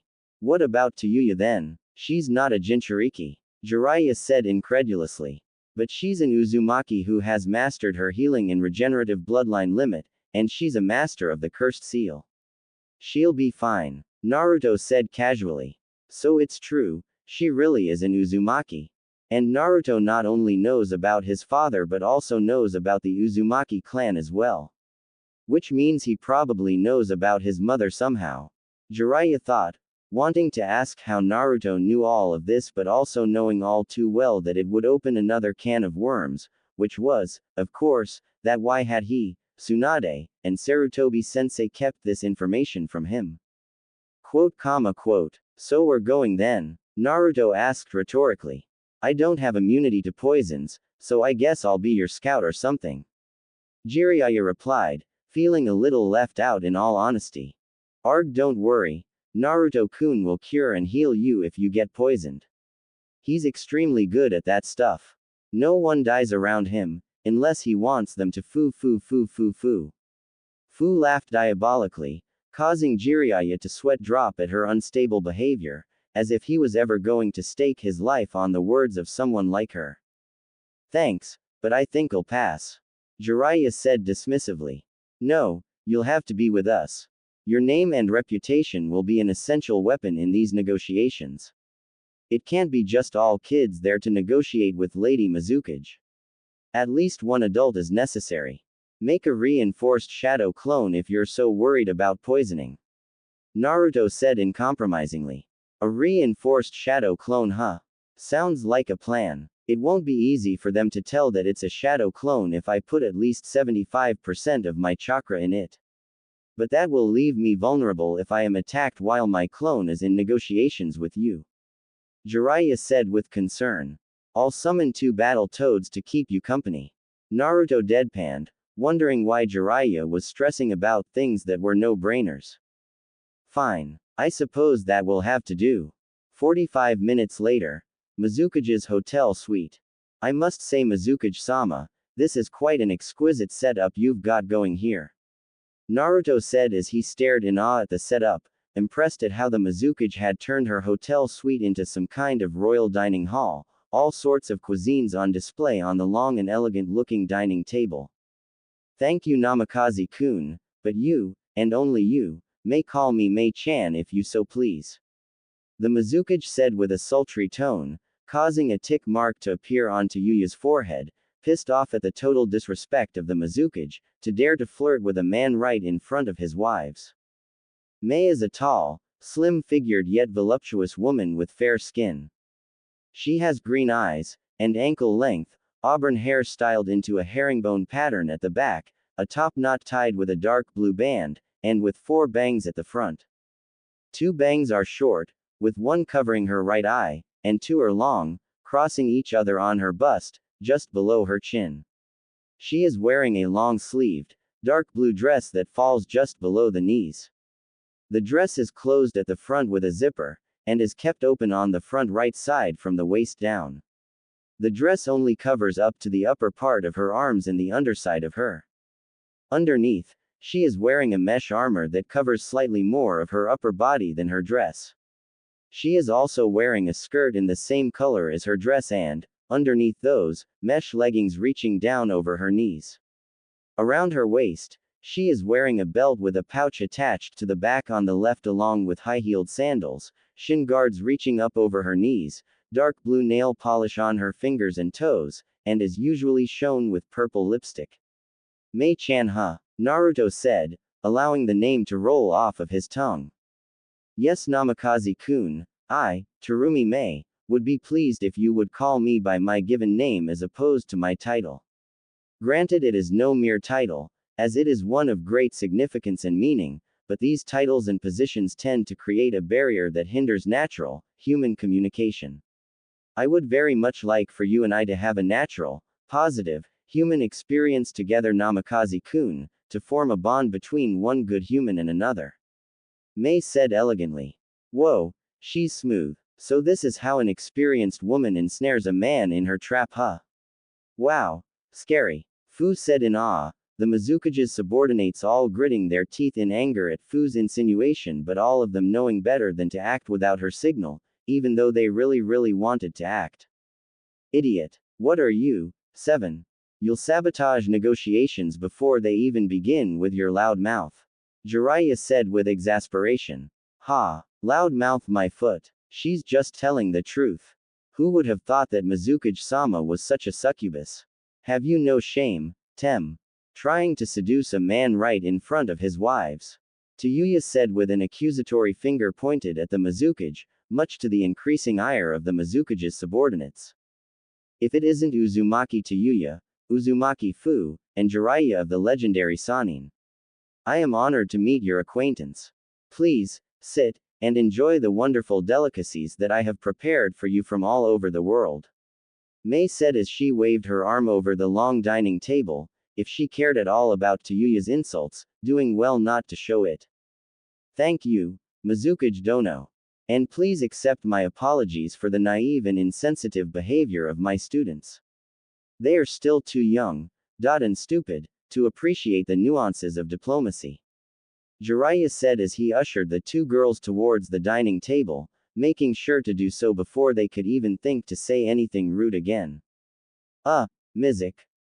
Mei-chan, it doesn't seem like there are enough seats for us all here. Naruto said with a raised eyebrow. You and I will be dining in interconnecting room on the other side, just the 2 us, while our subordinates and comrades dine on this side of the suite. I have learned that a lot more can be done in a one-on-one discussion in 1 hour than can be done in 10 hours in a panel.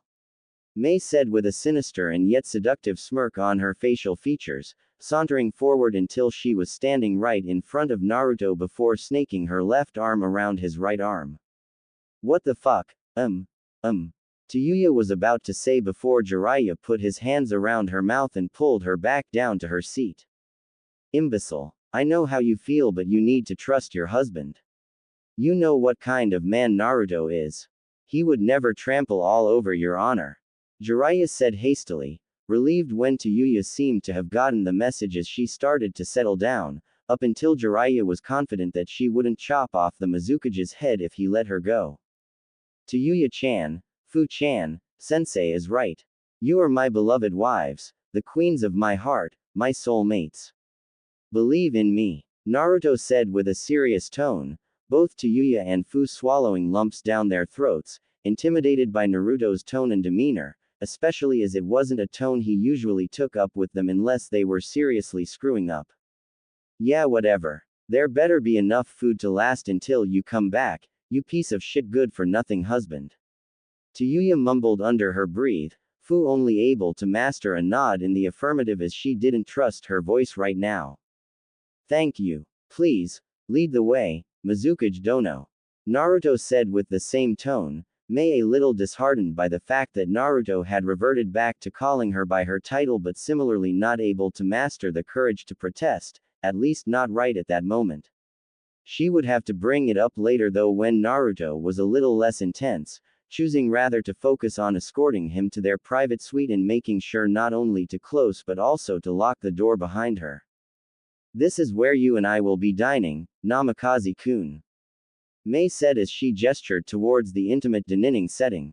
A table that was clearly meant for two people only with expensive wine and cuisine on the table, Naruto nodding his head in the affirmative as he reverse summoned the Kubikiribocho into a seal on his left forearm, the sword disappearing in a poofing sound as it released a puff of smoke, the sound and the smoke causing Mei to jump far away from Naruto at an impressive speed, a speed and reaction worthy of the title of Kage Naruto thought. Do not be alarmed Mizukage-sama, I was merely putting away my sword so that I may be able to sit down. In hindsight I should have given you forewarning of my intentions, for that, I sincerely apologize. Naruto said as he seated himself, waiting patiently for the Mizukage to join him at the dining table, Mei narrowing her eyes in displeasure, not at all pleased by how things were proceeding as nothing was going according to plan at all. Please, Mizukage-sama, sit. We have much to discuss. Naruto said as he gestured towards the table. I thought I made it clear that you can call me Mei-chan, Namikaze-kun. Mei said as she sat down on the seat opposite of Naruto. Yes, and I was happy to oblige, before you disrespected my beloved wives. I did not take kindly to that, but I also did not want to say or do anything that might embarrass you in front of your subordinates. However, now that we are alone, I would like to address that before we dine and certainly before we talk business. Naruto said in a clear, concise, and professional manner. If you do not fancy me, or you find me to be too, woman, for you, then be plain and clear about it Namikaze-kun, instead of trying to humiliate me with false accusations. Mei said, gone the sweet and salty tone she had before, replaced with the fury and wrath of a woman scorned. False accusations? Naruto asked, confused. My people have been monitoring your movements.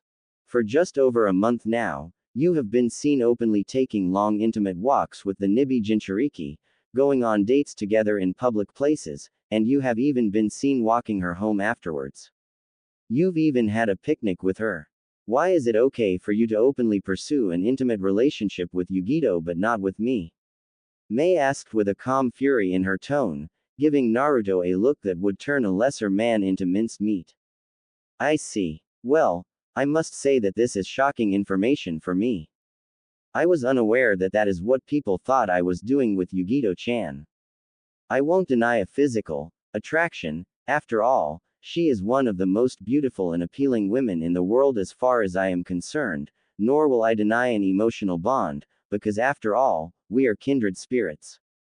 However, I assure Mizukage-sama, there is nothing romantic going on, at least not intentionally. Yugito-chan and I have been discussing serious, life and death business which I intend to discuss with you two immediately after we have concluded the Byakugan and Kubikiribocho negotiations. Naruto said apologetically, Mei sizing him up carefully and meticulously before finally relenting, deciding to give the blonde-haired Konoha genin the benefit of the doubt. So you really haven't done anything or intimate with Ni Yugito-san? Mei asked disbelievingly. We haven't even held hands, much less kissed or made love to each other. I understand that, as the last of my clan, I have the right to marry up to 5 women according to Konoha clan law, and my beloved wives are aware of that. However, if I were to try and add another party to our marriage, I would have to first discuss it with them and the woman would have to be approved by them. In any case, I'm not really focused on that right now. There's some serious threats to my well-being that I would like to eliminate first before I can think about family expansion. Naruto replied. That's not good enough for me, Namikaze-kun. I was hoping to seal an alliance between our 2 villages through marriage, between you and I. I have heard of your great exploits and what kind of man you are. I have done some serious background research too and found out that, at just the age of 12, you defeated the Ikibi, Shukaku, and saved Konoha. I also know about your dream to become Hokage and your lineage. I know that sealing the marriage through me, the Mizukage, and you, the future Hokage, would be at an unbreakable alliance treaty. Mei retorted. That's not a problem, Mei-chan. However, as I said before, any union between me and another woman would have to be approved by my wives. You have disrespected my wives, and as things stand, they wouldn't even need to think about it, they would reject your request immediately. Naruto said plainly, Mei's heart fluttering at the fact that Naruto called her Mei-chan again, meaning that he had either forgiven her or was at least considering it, but also feeling stupid at her earlier blunder as she had now decreased her chances of securing the alliance and getting the perfect husband for herself, a man worthy of her, at last. So then, are you saying that there is no hope for an alliance between our villages? At least, an alliance where I am involved in the union? Mei asked with concern. Not immediately at least. You will have to earn the forgiveness of my wives. It takes a single moment to break trust, but it takes much longer to earn it. If you're willing and serious about the treaty, that is what you will have to do. Naruto retorted. I see. I really have made a fool of myself, haven't I? Mei said with a heavy sigh. Everyone makes mistakes. It's part of growing up. And since we're always learning until the day we die, then it means it's never too late to learn from our mistakes and do better. Nevertheless, this is actually a good thing, believe it or not. Konoha and Suna already have an alliance. If Konoha also makes an alliance with Kiri, it would make the other villages nervous. They might even think we're conspiring to take them out and it could spark another war. Naruto said, Mei listening with rapt attention as she couldn't believe how wise and intelligent Naruto was, although also worried about where this conversation was going as it didn't sound like an alliance was viable at all based on what Naruto was saying. It would probably be better if I have already taken care of the other threats before we embark on a venture that might spark a world war. So while you try to earn the trust and respect of my wives, I'll be focusing on the threat, and then, if all goes well, we'll form and seal the alliance with marriage. Naruto said, internally thinking that he might have to pursue a marriage with Yugito as well if he was to prevent a war, as Iwa would not even think to go to war against the might of 4 ninja villages. Peace through love and understanding is what Jiraiya-sensei said, isn't it? Hehe, I doubt he meant this though. Naruto thought amusedly. Okay, fine. In that case, we'll accept your deal. You'll get back your Byakugan if you give us back the Kubikiribocho, so long as I have your word that we will form and seal a marriage alliance when you take on the mantle of Hokage, and provided I am able to earn the forgiveness and trust of your wives. Mei said excitedly. You have my word, Naruto said with a warm smile, causing Mei to blush profusely, not having felt anything like this since she was a little girl fantasizing about her childhood crush, the yellow flash of Konoha. Gee, good. Now, this serious life and death business that you discussed for a whole month with Yugito Dono. Care to fill me in on the details? Mei asked curiously, Naruto indulging her as the two powerful shinobi finally began eating their food, Naruto telling her about the Akatsuki, his encounters with them, their known members, their goals, and his proposal to Yugito and the Kumogakure ninja with respect to the protection of their Jinchuriki. After their discussions, in which Mei agreed to allocating more protection for her Jinchuriki, Naruto told her some of the stories about his past as Mei wanted to know more about him. Some of which had her bawling her eyes out in tears of pain and sorrow. And others in tears of laughter as she couldn't reconcile at all the clown that Naruto was as a child to the intelligent, mature man that he was today. Overall, the meeting ultimately going well as Mei could honestly say that she went to bed that night a better person than she was before she met Naruto, humbled, hopeful, and motivated for a brighter future as she never even thought the kind of ninja and person that he was even existed in the ninja world.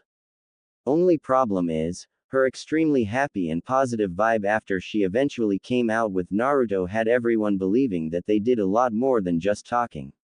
Her subordinates didn't dare to say it, but she could tell. They thought they hid it well, but she was too experienced and too intuitive to be fooled.